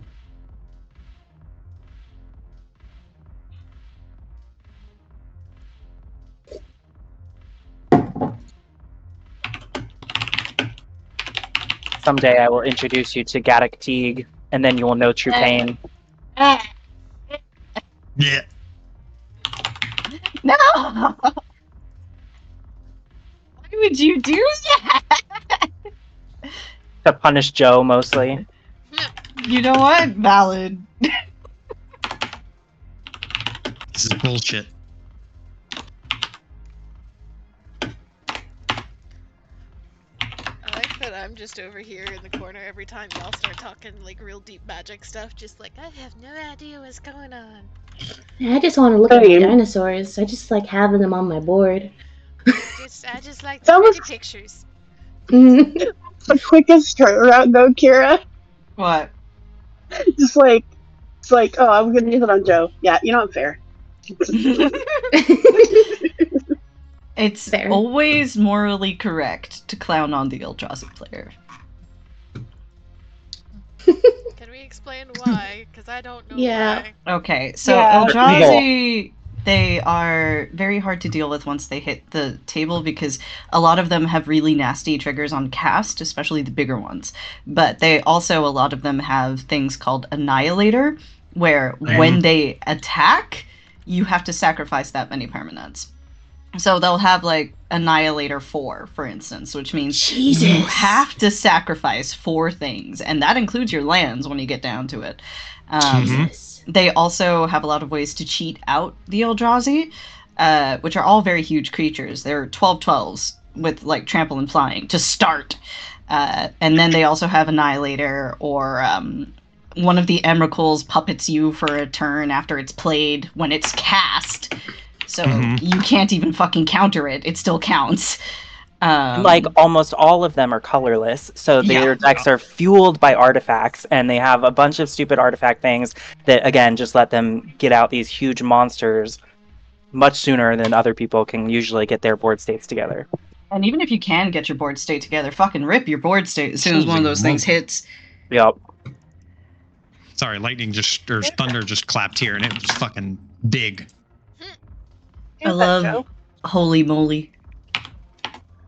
I love that. But yeah, let me see if I can find Miss Bandon Commander herself.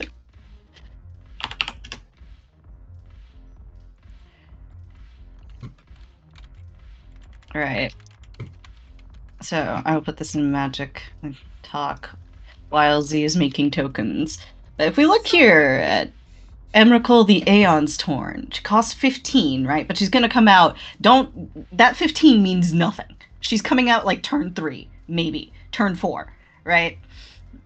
It can't be countered when it's cast. So regardless of whether or not you did find some bullshit way to counter it, when it's cast, the person takes an extra turn after that one. What the fuck? It has protection from any spell that has a color and Annihilator 6. Yeah, I feel like all I'd Eldrazi. just start packing up my shit. A lot of people will. Now, Emrakul is banned, but Kozilek is not. And the other Emrakul is also not banned. The new Emrakul, or not a new Emrakul, the new Ulamog is also just insane. Yeah, like, this is an Emrakul they just printed. When you cast it, you get every creature belonging to somebody. When you cast it.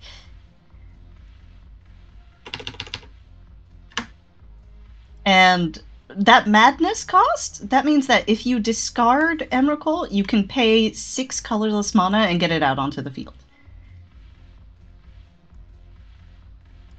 You can cheaty face it. It has a built-in cheaty face. Jesus.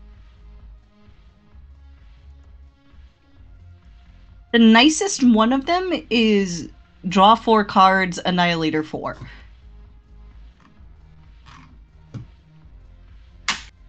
Fuck that. Fuck all of those. They're monsters. Yeah. Yeah.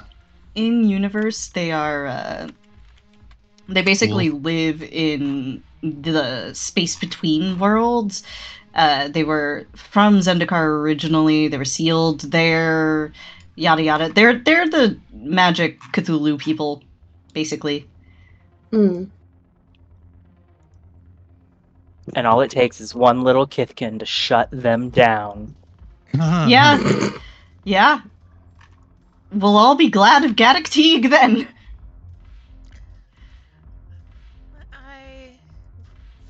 If you have time this coming weekend. We need to play Magic so that I can remember some basics before I completely forget them again. Would love to play Magic the Gathering, Z. Same. I would love to play Magic the Gathering card game. Okay, so that's the rest of your, like, important NPCs. You have Rigi, Dahlia, and, surprise, surprise, if you're bringing a bodyguard, they are too. This is all gonna go so normally. Which, good luck with that. They should probably also have a representative here. So the other, from the same office, is Chana Rune, who is the Nizar representative, who you're pretty sure is going to, like, be there, show their face because they have to, and then disappear. Okay. Because the Nizaris are a particular bunch. But you have Rigi, Dahlia, and Hain. Then you also have the Twi'lek, who I'll go ahead and give you the name of, because you would know from the invitations, is Yun Vida, who I can share images of here.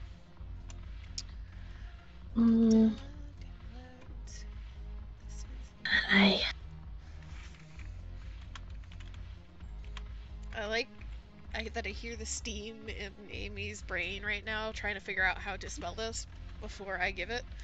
No, it's not even that. It's the fucking web browser OneNote is giving me a lot of trouble with everything. If you want, we can just not, we could just vibe for now. That'd be so nice. Yeah, let's just focus on vibing right now. I hate this keyboard. I hate this web browser. We can volunteer somebody else to take notes. And then the last one, I'm going to go ahead and get through the names of people so that you have them. Is who the Yun Vida is from the smaller corporation. The representative that was sent from Circa, you immediately, when you see the name and I imagine, I shouldn't imagine. Is Iffy the type when they're getting RSVPs to Google? Oh, absolutely. Okay. You imagine that they have done a little bit of research because rather than sending any male representatives, they send one of the few female representatives that are higher up within Circa. And her name is Bel Angar. This is a party full of fine ass people. I love that. 90% of the men in this party are the eye candy rather than the women. Yeah, I imagine so. There's a lot of shirtless fellas out there with shots on their trays. Oh my god. Incredible. And he fucking is swimwear. not important per se, but where is he so that I can just have that out there too. Where'd you go? There you are.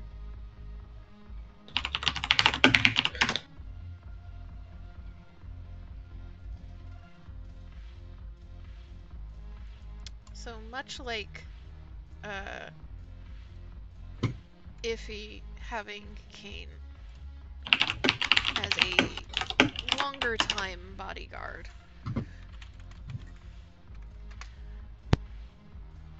Lysandra also has a bodyguard that she has used for the most part. There's been times where he's taken other jobs and you've seen her without him, but he would be around on the very edges of this party.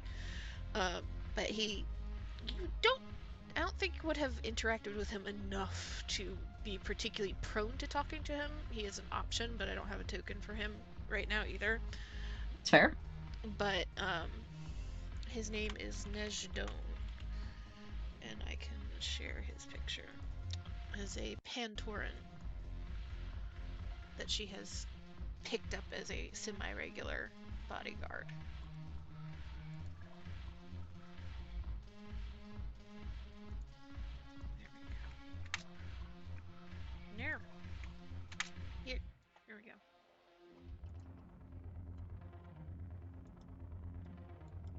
She has her own gunslinger.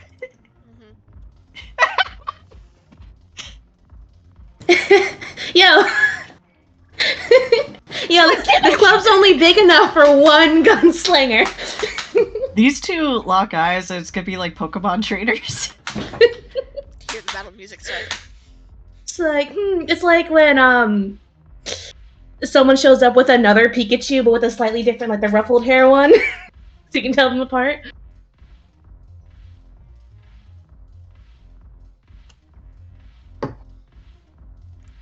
The entire room starts bouncing with the battle music as it starts playing. With bodyguards looked at each other. And he is the who is that guy with again? Lysandra. Lysandra, and she's here. Which one? This one. This one here. It's the other ambassador from Hapes who's working. Oh, okay. I was like, okay, who's Lysandra again? Because I don't think we've met her. Oh, that's so fucking funny. Okay, now I see why.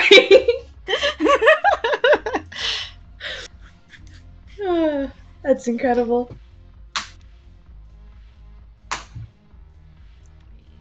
Okay, cool.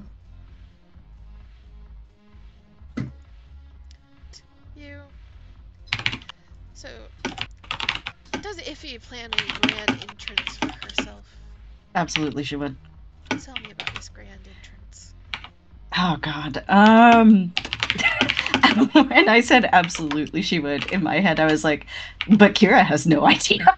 But she wouldn't show up on time because you just don't do that if the party's in your honor. Obviously, you show up like an hour after things have already gotten started and everybody's already had their first round of drinks, so they're all happy to see you. Tropical theming. Oh God, I just thought of something extremely extra. Oh my God.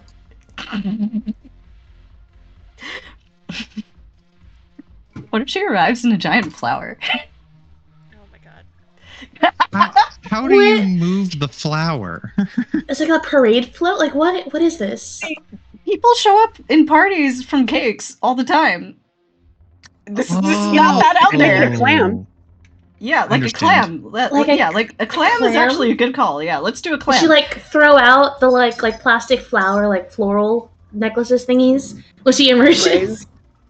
She's I think it's more of like just, I wouldn't say lays in particular, but I would say probably flower petals of some sort, you know. Oh my God. I feel like all of the drinks are going to be garnished with pearls here, you know, but definitely the sort of thing where she's going to have herself wheeled in and emerge from an oyster. Oh my God. What?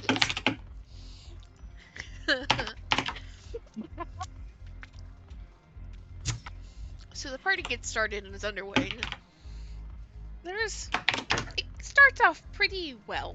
It's one of the nicer clubs, and everybody knows that everybody is well aware that they are both there for the party, but also there for the networking. That it's not 100% a like go and get yourself shit faced type party. And it's one of the the private area of one of the nicer clubs, just off from the Synod building, hanging over one of the deep drops into the center of the vast ecumenopolis that is Coruscant. And it goes for about 30-45 minutes before Iffy is wheeled in. I imagine Tia and Mindy trailing behind. And the clam slowly opens to reveal Iffy inside. And you know what? We've not really done any rolling thus far. Yeah, we made it this far. Well, So, let me see here. It'll be easy. We're gonna see.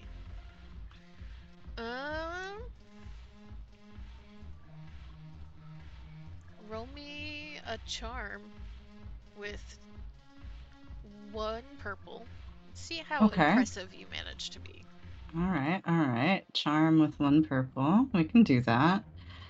Let me just double check my talents here real quick. What did I pick for this? Accept.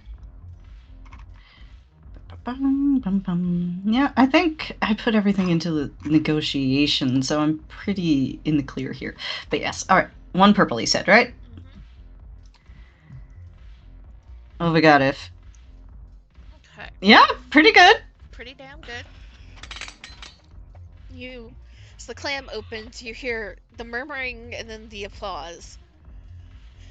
And an announcer comes on, perfectly timed with the clam opening, to announce the arrival of the star of the event, the reason everybody is here. And if he is helped out of the clam, and up front and center, there is Valina, who I assume you warned Valina ahead of time. Or did you not? That's her boss. She would have warned her. And Valina is clapping with everybody else, but you see a very tiny, amused smile, and as you look in her direction, a single brow goes up. And it's very much in that, like, not bad, not bad. Interesting choice.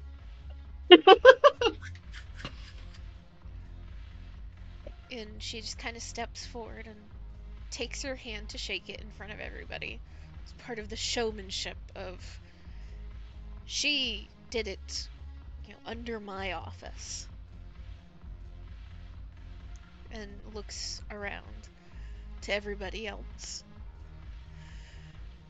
Yes, Miss Iphigenia here managed to secure probably one of the best deals the Republic has managed with a hut in recent memory. I do hope you will share some of your secrets with all of us. If he smirks, looks out at the crowd, not for free. Never for free. And there's a moment where a photographer almost materializes out of the crowd to take a picture of you right beside Valina, in front of your grand entrance clam. Before Valina just, like, pats you on the back. Oh, go have fun. This is in your honor, but maybe not too much fun. You see the glance towards the photographer. Iffy is all smiles as she's here, just soaking up the attention. Seems extremely radiant. This is what she lives for, these moments. And she winks at Valina. Look, you don't gotta worry about me. I'll have the exact right amount of fun. There's another little smirk from Valina, but she nods and turns, and you see her head back into the crowd, and, like, immediately as she starts to blend back into the crowd, you see Ryzen has found his way to her side again. And for his credit, for their credit, in fact, both of them are out of some of their more formal wear that you see in the Senate building into much more common, fashionable clothes.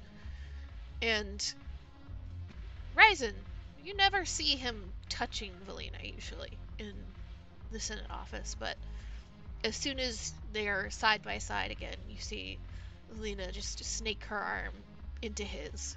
And there is a camaraderie and closeness that you don't see put on display extremely often between the pair. I have a very important question for you. Is Ryzen in a floral shirt? No. Okay. You can, like, pull the grays and blacks and golds from that man's cold dead fingers. Well, regardless, if he watches them go, and soft smile on her face as she does, she turns toward Tia and Mindy, who I assume are right next to her. Quietly, so it's pretty much just a them conversation. Ain't they cute?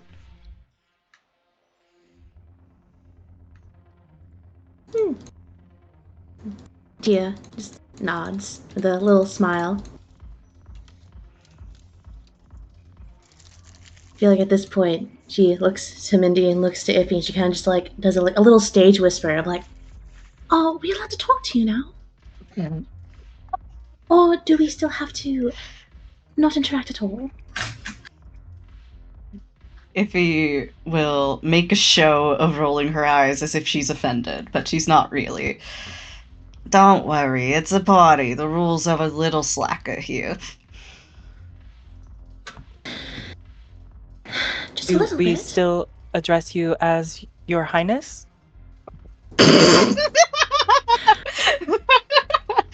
I love your spirit, but I feel like that would cause more problems for us than anything.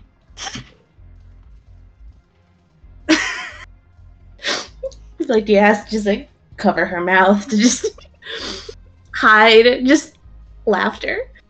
It's like, I'm not sure. I think it would be a wonderful idea, actually. If he just smirks, look, TT, you can call me whatever you like as long as we're not here.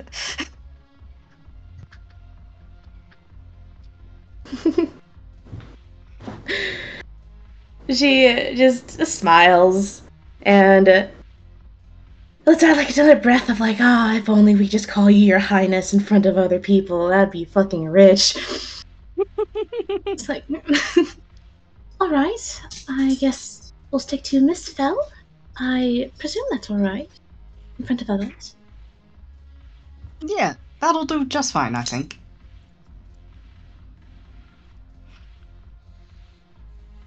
She looks between the two, then looks to Mindy. Hi, sailor.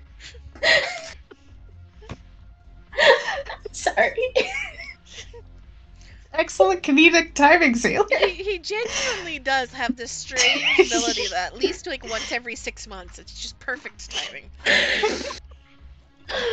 Perfect timing with the loudest squeaker he has. I moved the Oh, mic man. closer to me too, so it was right there. She looks at Mindy. Droids, you don't drink, right? I'm sorry, can you repeat that? Droids don't drink, right? That is correct. You got some kind of, like, droid drink? That droid's drink? WD-40?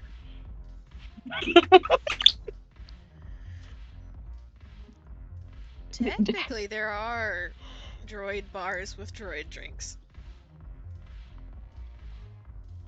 I assume it's like oil. Yeah, it's like oils and lubricants and things like that. So WD-40 is not that far off. Nope. Ah, it was close.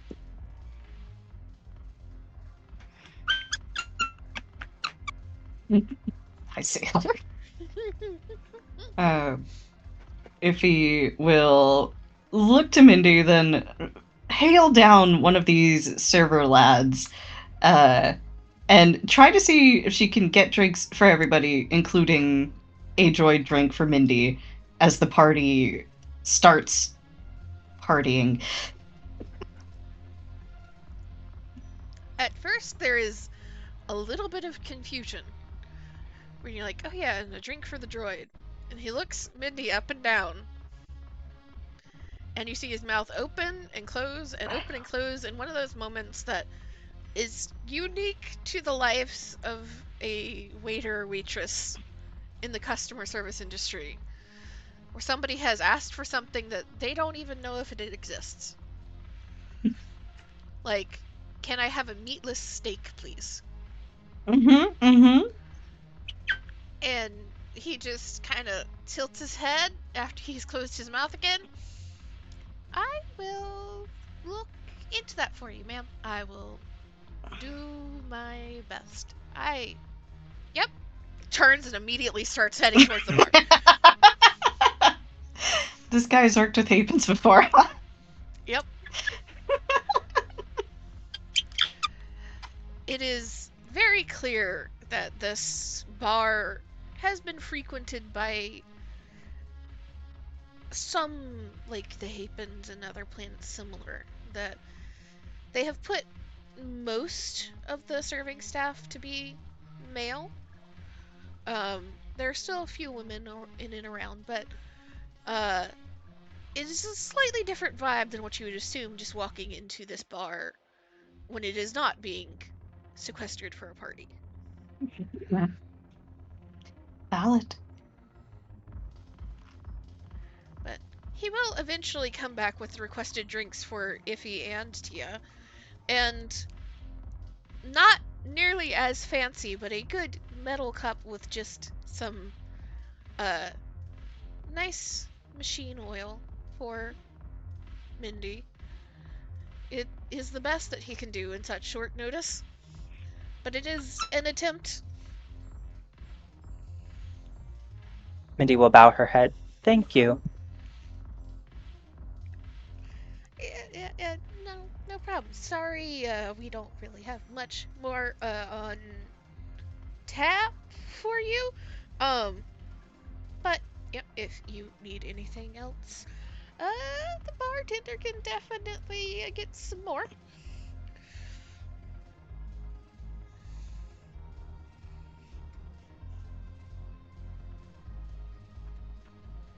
And he looks towards Iffy.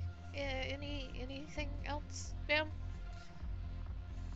He thinks for a second, and then she leans forward, and there's a glint in her eye. Hey, buddy. You see that woman over there with the blonde hair and kind of a bob situation, always looking down the nose at people? You see her? Yes, ma'am. What's the most expensive wine you've got?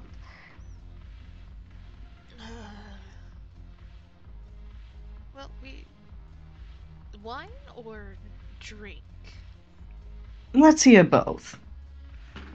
We do have a nice Coruscant vineyard that is about 30 years old. It runs about 300 credits per bottle. We also have a Corellian whiskey. It's been aged about 50 years. Runs about 500 per bottle. Go ahead and get us some of that whiskey for me. And tell her that it came from me. You can do that, right? Yes, ma'am. Iffy will give him a wink. That'll do for now, I think. And he nods. I will get right on that. And he scurries away with like a single glance back over his shoulder at you.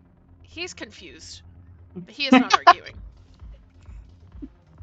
He's like, I'm not. What? Look, they just pay me, and I do what they tell me. I've deducted my credits. Hell, if you're just trying to fuck with Lysandra, like, deduct 100 credits. Just don't worry about paying the full price for that. Oh, okay. All right. Can you guys hear me? Yes. Yes. Okay. Because I think my mic disconnected, and it was not coming through. But I think I fixed it. Yeah. Because it sounded like Sailor was squeaking his toy more. Yeah, we heard some squeakings. Yeah, that's Mr. Amy's fucked up mic. because he doesn't know how to take care of anything. But yeah, I just fucked up wire. I did some maneuvering, so I'm back. I did hear you guys though. Does Tia have any input on if he blatantly mogging somebody? I mean, that's politics. Mm-hmm. That's not really her sphere. I feel like she's more interested in this moment is making sure that Mindy's oil drink does in fact have a drink umbrella. It did not come with a drink umbrella. It was a good just metal cup so the oil didn't fuck anything up with oil in it. And a straw. Well, she will donate one of her drink umbrellas. Decoration. I feel like this needs to be shared again.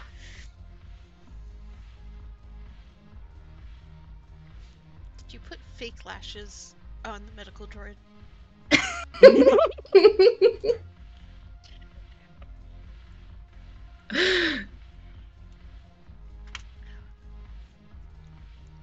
Did we? Or I just was scrolling through the Star Wars chat and see. oh, the fucking- astromech? Yeah. Yeah, the Yeah. astromech with fake lashes. Putting fake lashes on a droid feels like putting fake lashes on a bug. Mm-hmm, Like the car bug. Oh my gosh. The car decorations. Oh my god, why didn't we think of that? As the drinks come back out, Iffy will hand hers to Mindy first, with still riding the high of the situation. And could you give that just a quick test for me?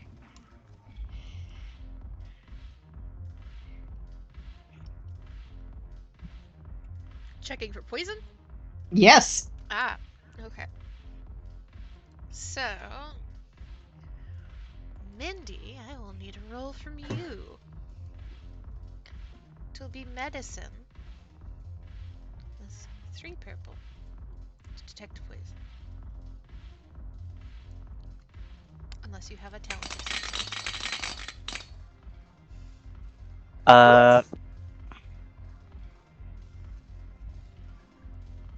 It's a fucking triumph. Yeah. Damn. You imagine there is some sort of like sample probe from a finger that you dip into the drink and take a reading from it. And it is, in fact, not poisoned. Not this one. It is extremely strong alcoholic, though. A couple percentages above what you assume alcohol of this variety is supposed to be. In fact, Iffy, what type of alcohol is Iffy, or Kira, what kind of alcohol is Iffy drinking? Well, we have this handy dandy thing you just sent over. Let me see here. I feel like she likes fruity drinks, though. She feels fruity drink energy to me. Yeah. God, Cantina Crush. What a fucking name. Yeah, all right. Let's. She's got a Cantina Crush. So, this is supposed to be a strong drink anyway. But this also feels like it's about probably 10% more alcoholic than it's supposed to be. So there is a heavy hand pouring right now.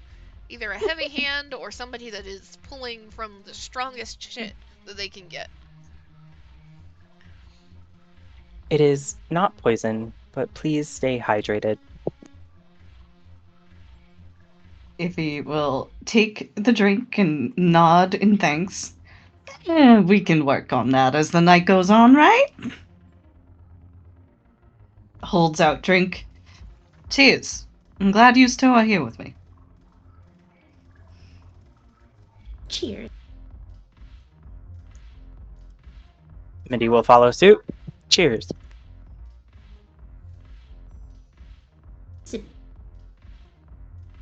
Ify will begin sipping, and then she starts looking around. And, is anybody particularly close by? Not directly on top of you, but Mm-hmm. there is. People are not like bunched up. They're more like a good arm's length separate from each group. So there's about 2-3 feet away another grouping of people that are chatting. Let's start making the rounds then. Okay. All right. Do you remember the rule, right? I can't be more than 5 feet away from you. And no scheming without pulling everybody in on it. I'll be good. Happy nod from Tia. Do you remember the rules? Of course I do. Head tilt. Like, oh, fuck, do I have to say the rules? Right. Tia blinks. Fuck, does she remember the rules? She remembers one. It's like, the most important one was not lying to you.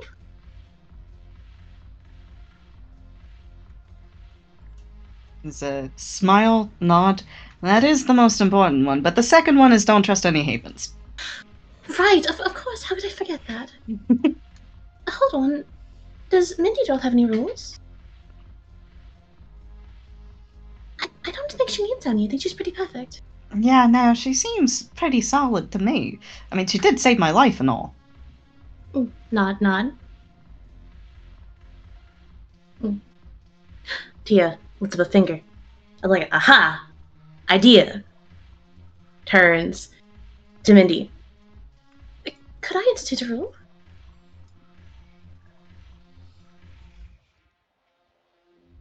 Her eyes are just like if you could imagine like on a loading like spinning thing. That's kind of what her eyes look like right now.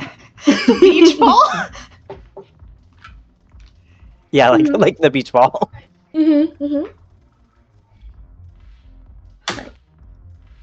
I think that the only rule she should follow is to keep being herself.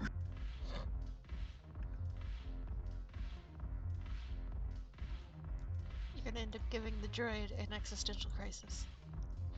Who is myself?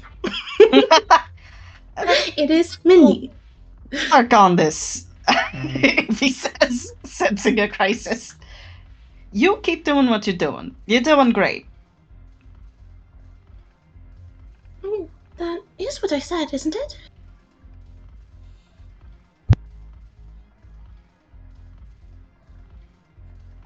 If he nods, yeah, but sometimes droids, I don't want to inspire any sort of crises.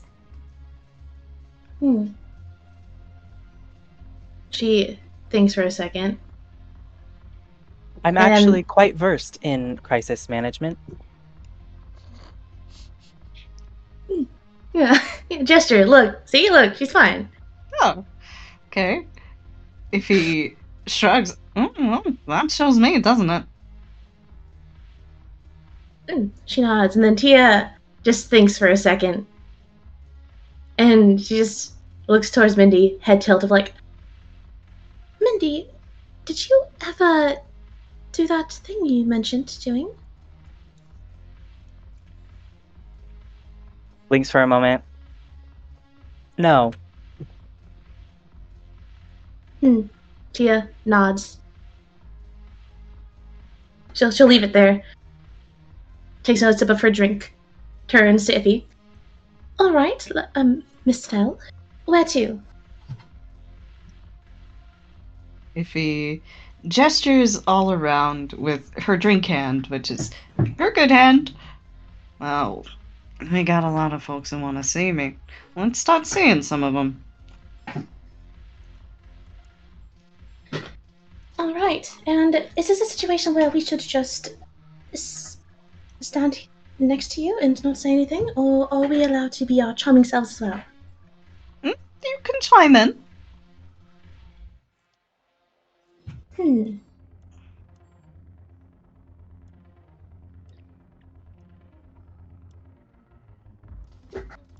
Alright. Sounds like a doable plan.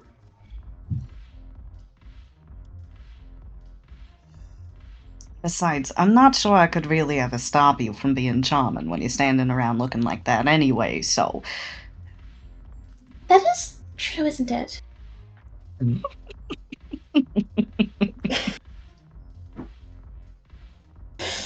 you want to take your position next to / slightly behind Iffy? Next to Mindy. Mindy.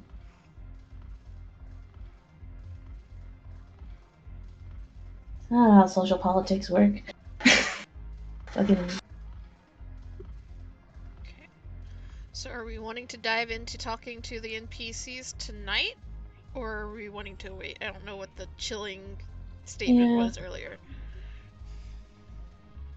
I think it was no notes for me. Yeah, it was Amy relaxing on notes. Okay. So, Iffy, who you headed towards? Let's see. I've kind of grouped them into their who is talking to whom. I feel like the first person she talks to is important. She did just talk to Valina, and she did just troll Lysandra, so I think they're fine. Let's talk to the Zeltrons now before things get too wild, I think. Before they're too far gone. Yes, before they're too far gone. So, you make your way, you kind of like look around and start to move through the crowd. And I imagine that if he did not, like, set up that there's a whole bunch of dancers, but there's still like 2 or 3 dancers that are kind of like in the sides of the rooms. Mm-hmm. And there is a table with about 4 different Zeltrons, 2 Twi'lek, and a Tolan, and a human. All surrounding Anira. Mm-hmm. And it is one of the tables directly in front of one of the dancers. You see that there's already a good couple of empty drinks on the table in front of them. And as you get a little closer, Anira spots you and raises a glass full of something almost luminescent pink. And she just kind of grins at you. Well, if it isn't the party queen herself. If he comes over, and I'm assuming because she's a Zeltron, which is kind of racist of me, that she's a hugger. Okay. If he will come over for a hug, and then pull away, the typical sort of society hug, and looks at the drink and goes, "Oh my god, that looks so cool! What is that, Anira?" And Anira hugs, and there is the distinct little pop sound of a air kiss beside your cheek as you are pulling away. And she looks at the drink, and then she looks back at you, and there is a wicked grin. This is a Zeltron specialty. I convinced them to let me behind the bar to make it myself. Do you want a sip? There's a moment of consideration from Iffy. And she looks at Anira and she goes, you know how Havens get about accepting drinks from, we didn't see poured ourselves. Wink. And Anira just rolls her eyes. And you take all the fun out of it in doing so. Are you saying getting poisoned is fun? Are you saying getting drunk and high is not fun? No, I'm not saying that at all. It's plenty of fun. It's just when you get the wrong kind of drunk or the wrong kind of high that it's a problem, ain't it? Especially Sounds like when you're you not. are questioning the Zeltron's ability for a good party. And she sits back down, and you hear the like almost childish oohs from the other Zeltrons at the table. If he will try and smooth this over and be like, me questioning a Zeltron's ability to party would be like you questioning my ability to negotiate. It just don't make sense. It's just a little friendly banter, but you know what? Sure. Let me try some. And she holds out the cup, and it is in a wide, like, think standard martini glass, but like twice the size. Oh, Jesus. Jesus. You really are about to party, aren't they? Holy shit. It's Zeltrons, man. Yep. And you take it and take a sip. And at first, it's just a little bit of a surprise. It's almost like a cloud city. It's a kind of refreshing, kind of smooth, creamy drink, which you wouldn't expect from the look of it. With a kind of raspberry, strawberry flavor to it. And then you get the burn of the alcohol. And a little bit of a sensation of suddenly being both hyper aware and not aware for just a split second. And that one sip is enough to tell you, like, she was not lying when she was saying drunk and high. It is almost deceptively good and smooth. You can see where if you're just drinking and drinking and drinking and not sipping, where it would be like just drinking a kind of latte or something. It goes down that smooth. There's a moment after Iffy drinks this where her brow raises and she looks down at it and there's a clear what was that? But not a negative one, just a surprise. A look of surprise as she looks at this drink. And then, you know what? I've never had anything like that.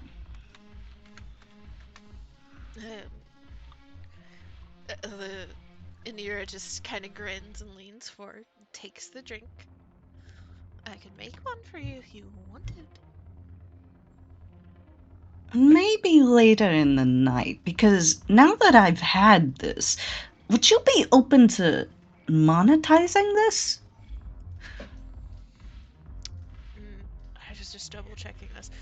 Has Iffy ever partaken in some of the recreational drugs, you think? I feel like she was enough of a party girl that she's done the party girl equivalents. Not like hardcore, though, you know? Mm-hmm.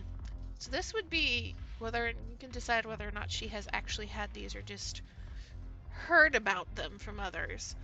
Some combination of kind of a neutron pixie or a booster blue.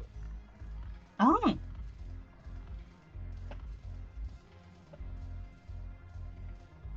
And Inira just kind of grins at your question. Well, it's not hard to make when you're on Zeltron, but all of the other planets seem to be horrendously boring in what they drink. So, if you have an idea, I wouldn't be opposed to hearing it. I've got lots of ideas. That's how we got here. Especially when it comes to business. Now, I'm seeing luxury beverage. A drink for a party just like this, wouldn't you say? I'm sure we can get the right crowds to pay 300 credits a bottle for something like this. And Anira takes another sip, and you see, as she is taking this sip, that her eyes are not blown, but they are a little bit larger. She's probably had a good, at least half of this already. She's on a different world, and it is not Zeltron. And she smirks, and she looks over to one of the other in her entourage. And it's another Zeltron woman who is wearing markedly less than she is.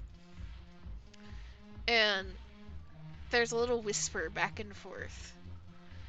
And you see in front of her, rather than that bright pink that's in front of Anira, this other Zeltron has something that is the same neon luminescent color, or type, but is green instead. And Anira looks back to her, or back to Iffy, and there's still that same smile. Well, as interesting as that might be, unfortunately, the magic's in the mix rather than in the bottle. This, and she holds up the glass that she has in front of her, well, is most of all of its kick, if you know what I mean. It is in the next 30-ish minutes. Iffy rubs her chin a little, and the gears are already beginning to turn. Right. Well, that's even more luxurious then, ain't it? Because then you have to have a Zeltron there making it for you. Becomes an exclusive thing. Look, and here, there's money in this, I'm telling you. And money for both of our respective planets. What, you're finally going to talk your people into letting the Zeltrons call hate baton? I'm sure we can come to some sort of agreement, but first steps are first steps, ain't they? We'll tilt the head in a kind of a raise of her glass in agreement. I suppose we could work on something if you're dedicated to it. Never say that a Zeltron is unwilling to find a party wherever it might be. You see, the branding's already there. Iffy will raise her glass, clink. Look, I gotta go say hi to all these other people. Have you seen anything interesting today already? Define interesting. Anything to keep an eye out for? Well, there's a waiter around here with a tight ass.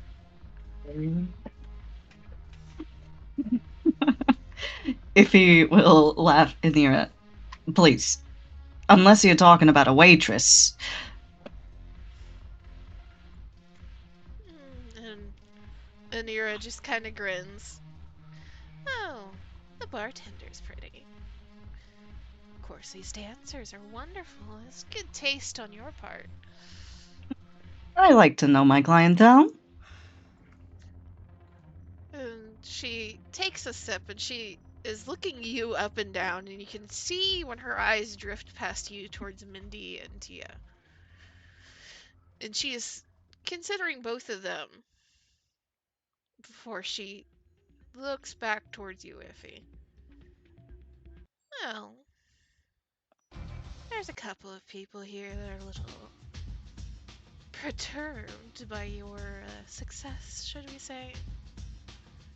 Junior ambassador outshining senators is, well, you should have heard the talk when you sent everything in. Iffy, there's that glint in her eyes. She leans forward, and you telling me I got haters? Oh, the Corellians hate you, don't you know? I did not know that. The Corellians. They like to think that they are actually good trading partners with the Hut, but, well, their negotiations leave something to desire. If he takes a second to look around the club. See any Corellian she knows? You do see a Corellian ambassador that's off to one side, talking to a few other senators and ambassadors. She doesn't seem to be particularly upset. In fact, she is laughing at something with this group. It is another junior ambassador. So you would imagine not somebody that has any real weight to pull. If he looks back to Anira, well, that's good to know. I'll be keeping my eye out for that. And then Anira just takes another sip. You see her eyes drift past you towards Tia again, and then there's a brow raise. New bodyguard? Well, the old one was starting to complain. You know how men get. They have their little hobbies. They need to work out, this, that, the other thing. So I had to hire this other one on so they could have off shifts. And are you on shift? She leans kind of away from Iffy to talk more towards Tia. Friendly smile from Tia. As she thinks, is Tia technically working on shift? I think that would have been established already. She's technically working, yes. Okay. Alright. There's a smile from Tia. It's like, I think that technically I'm still on the clock. But I do believe that Miss Feld did say that things are much more relaxed at this place. For this particular job. Well, if things are more relaxed, and she looks towards Iffy, and again you see that wicked grin has come across her face, then you should be allowed to have some of the Zeltron specialty. And she looks towards Tia again and like, you want some, right? You want this drink that your boss is trying to market immediately, right? I don't think she'd be against trying it, but she'd probably let out like a little giggle at that and then turns to Iffy. It's like, I do trust her taste, so I would like to try it. As long as that wouldn't void the contract that we have going on at the moment. She hasn't even let Iffy respond. You were already getting a drink shoved into your hand.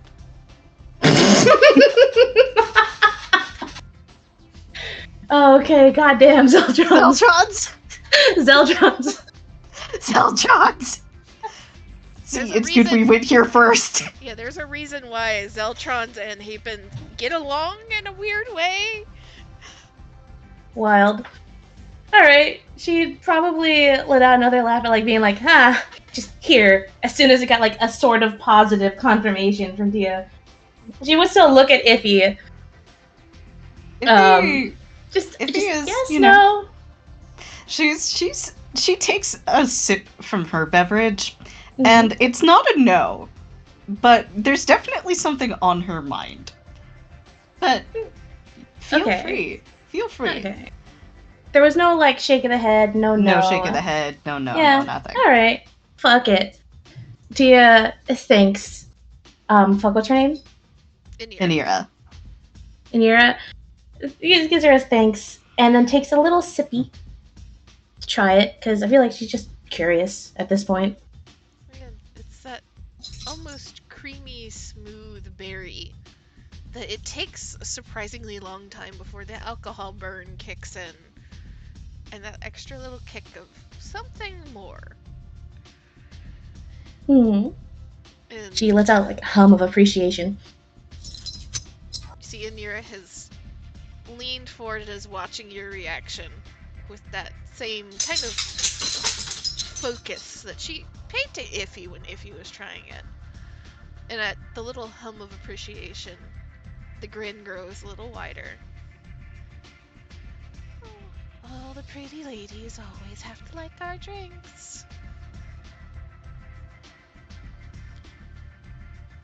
And she just kind of like swivels in her chair a little bit, kind of leaning back. And it is both such a casual gesture that you don't think it can be anything more, but it's also somehow slightly provocative in the movement. And she just looks towards Iffy. Somehow I think you didn't hire just for the gunsinging. There's actually let me roll a cool check here. See how chill Iffy is right now. Do you want to try and roll against her charm? You know what? Yeah, let's go for it. Fucking Oh, social Jesus combat ass shit. Christ. Okay, where is Anira's? Because Anira does have a stat block. Woo! Good luck. my Godspeed. friend. I have a question. Mhm. Mm-hmm. Can I inject Iffy with some stim? If you're trying to raise one of my stats, I will tell you right now that presence is already at 5. There's Try. I was gonna say I've not seen anything where it says I can't raise it to a 6 until the end of this encounter. Yes, that's true. There's nothing that says you can't. There's nothing that says you can't. So if you would Go like for to it. try, you will have to roll against her perception. So it'd be stealth against perception. If you're trying to do it subtly. Would that be streetwise or skullduggery? Or Well, I could say it'll be stealth or skullduggery. You can choose whichever one. I don't know why I asked. They're both 1 green. Oh. That's not You might the have had a rank. rank. Mace. Could Tia assist at all here? Unfortunately not, because there's not been any communication to let her know Understood. Mindy is trying to do something. Trying some shit. Anira has 3 yellows and 2 green on her perception, so that's 3 red and 2 purple. Yeah, no thanks. I don't know if you're trying. I don't know if you should gamble on that one.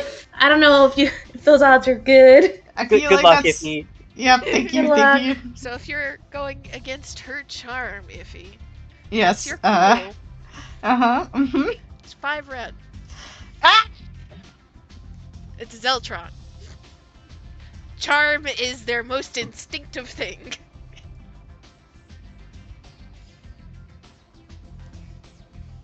Man, that's. You know what? Sure. Fuck it. Why not? Fuck it, we ball? Fuck it, we ball. Alright. Can I use respected delegate on this? Yeah. Okay. You can That use makes it- I will to put this out there so that you don't have to ask every time.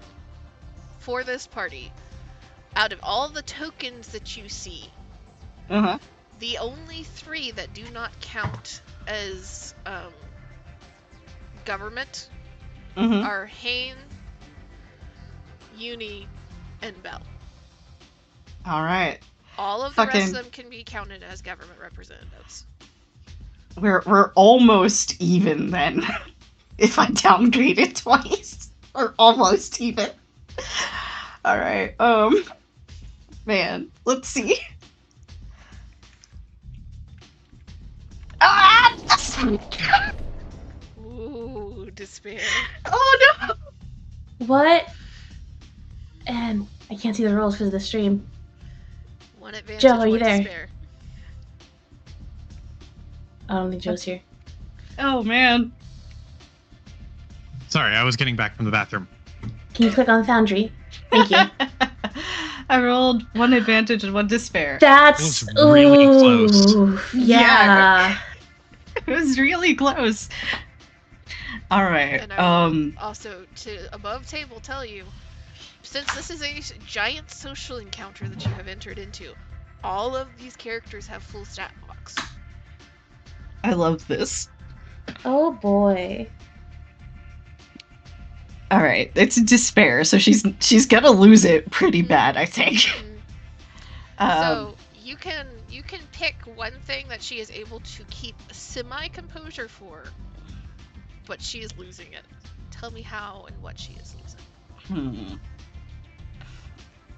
And the comment was, something tells me you didn't just hire her because she's good with a gun, right? Let's see. I love it. She's wonderful. I love her. You killed Iris early. I don't know if you saw that, Z.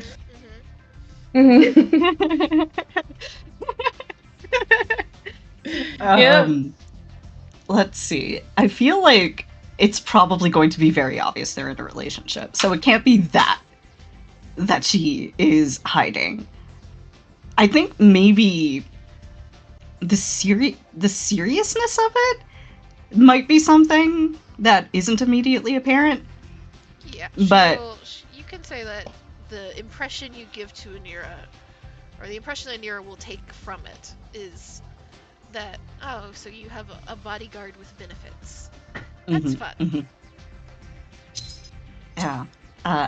Which is not great information for other people to have.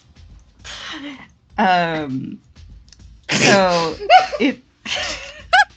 Oh my god, Joe. Joseph.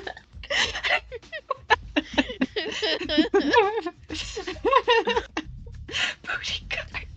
All right. So Anira says that, and she reached out to Tia, right? I think there was something of the sort. She had given a drink and had kind of like been leaned into her personal space a little bit. Before swinging back around and kind of tilting. You know how you're in an office chair and you kind of tilt back so that you're kind of in a V? It's like that, but it's almost suggestive in the way that she moved. What if Iffy first steps between them slightly, puts her drink on the table, and then leans forward herself, setting Anira, or trying to at least, just gently, as if she is adjusting her dress, set her so that she's sitting a bit more properly, right? Because Iffy's losing it. She's not feeling great about this. There's these feelings that are welling up in her chest and her stomach, and there's this burning tightness that she does not like, nor know what to do with.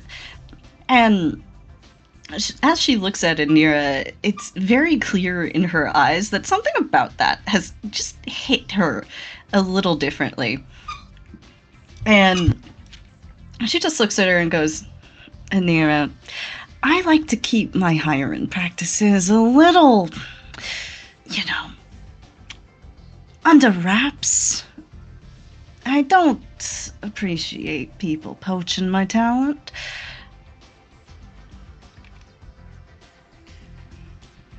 And Anira, as you kind of move into her space suddenly and force her to sit up just a little bit straighter, she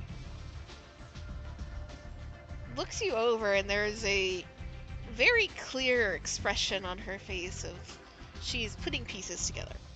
You don't know what pieces she's putting together, but she's putting pieces together before, again, that slow, wicked smile comes across. And she slowly stands. She is not quite as tall as Iffy, just a few inches shorter. But as she stands, she enters into Iffy's personal space suddenly. Not touching, but only a few inches apart. And it's still smiling the entire time. Oh, wouldn't try to poach anybody from you. I might try to poach you if you think you could handle it. I imagine that at this point, there's like the anime lightning eye crackle going, you know?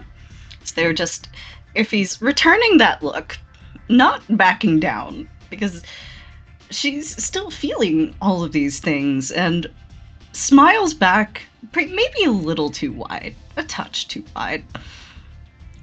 I can handle plenty, believe you me. Let's not let this get in the way of business. See, that might just be a little bit of a cultural difference, wouldn't it? She just kind of tilts her head a little bit, still close by. See, pleasure is always the business on Zeltron.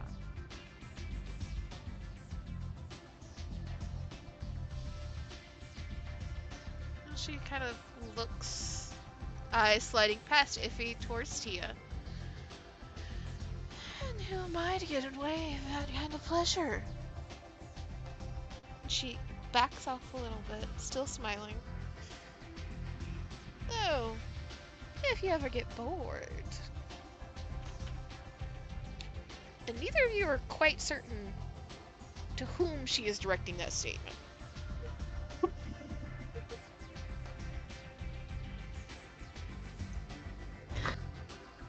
Incredible. Does Tia have anything, or does Mindy? Or should I proceed? Go forth. She just takes another sip of her drink. Tia's like, I'm not getting into this one. It's like, okay, cool, friendly conversation. What the fuck's going on over there now? You know what? Turns the other person. Hi. I'm just gonna ignore that. Hi, this is Mindy, by the way. Yeah, we're just gonna not engage with what the fuck's happening over there. You turn to like the rest of the table of like the Zeltron entourage is more than happy to engage and talk, but all of them have the same vibe of Anira that you're not Wonderful. 100% sure how much is friendly, how much is flirting, how much is some sort of innuendo. Wonderful. Perfect. Perfect people for Tia to chit chat with. While Iffy is doing whatever the fuck that is.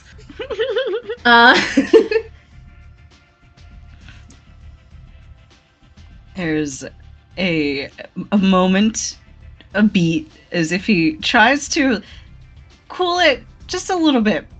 Just take a breath. Remember, you're here, you're working. This is work. You're networking. You love networking. You like the Zeltrons for the most part. She does like the Zeltrons. She gets friends, along with not them. Food. Yep. And if he takes a sip and looks Anira up and down again, indulges her a little bit. Right. If I ever get bored, I'll let you know. For your information, I do quite enjoy Zeltrons. And there is a little bit of a almost scoff from Anira. That is because you are sane. Only the true crazy don't enjoy us.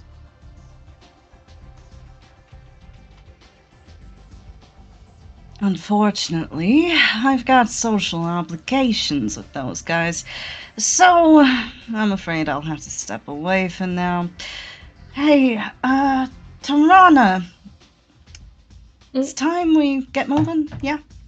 Let me know if you want actual fun at this party. She kind of like lifts her glass in your direction. If he lift glass as well, I will. And it is good to see you, Anira. There's a little finger wave.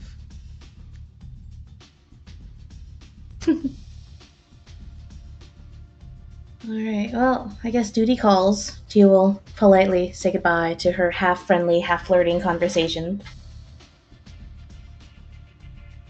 Still on the clock. You will leave with Anira eventually finding out, oh, you were actually flirting with her? And I got the backlash? Well, that sucks. It's so funny. The ambassador was distracted. They're like, well, you were distracting her, so... Why didn't I get to flirt with her? I was trying to, and then I get, okay, fine. If he's the first person who even tried it. It's gonna be a long party for Iffy then. Yep. Because I think it's hilarious she rolled the despair right off the bat. fucking despair. So she's already tilted. Mm-hmm. And, like, Tia treats flirting as the same equivalent of, like, small talk. So this is gonna be interesting if she's already tilted. Mm-hmm. Mm-hmm. Mindy said that drink was too strong. She did. You did, Mindy. Listen to Mindy. Drink some water. I imagine as they're walking away from this, Iffy is like draining the rest of that drink worryingly quickly. That's concerning. Can we stop and get a fucking water bottle for him? Just, frowning a little bit. Not super frowning. Because she can't frown at her own party. Who does that? Mm-hmm. But Yeah, there is a tenseness. Stop. And Tia's gonna flag over a waiter. And just a bottle of water, please. No, don't worry, it's for me. She says, lying. She's working after all, so she can't drink too much. But yeah, oh boy. I think, as you guys are extricating yourselves from the Zeltron corner, and all of the pheromones, because I wasn't even rolling y'all's shit for pheromones that they're giving off right now. Yeah, I was wondering about that. I forgot about that. They do that thing. Mindy is unaffected by that, correct? Yeah, Mindy would be unaffected. Bet. The very gay Iffy and the very gay Tia, not so much. Tia would probably have it worse because there's pheromones for both the guys and the girls. She'd probably have it worse. But as you extricate yourselves from the Zeltrons without causing too much of a scene, and with a maybe business proposition in the future, should Iffy be able to control her shit around Anira, I think that is where we will call it for tonight. That's a good spot. A good taste of the both ups and downs that are going to come from this party. That was a lot of fun. Mm-hmm. Now, is Thank there you for a thing session. that Mindy can inject Iffy with to, like, I don't know, sober her up? If things go too bad. I think there is something technically for that. Is it adrenaline? It would be something that you'd only be able to inject like once, though. In all of time? Or in the party, so it would not have a stacking benefit of any kind. Ah. But I will look into that between now and next session.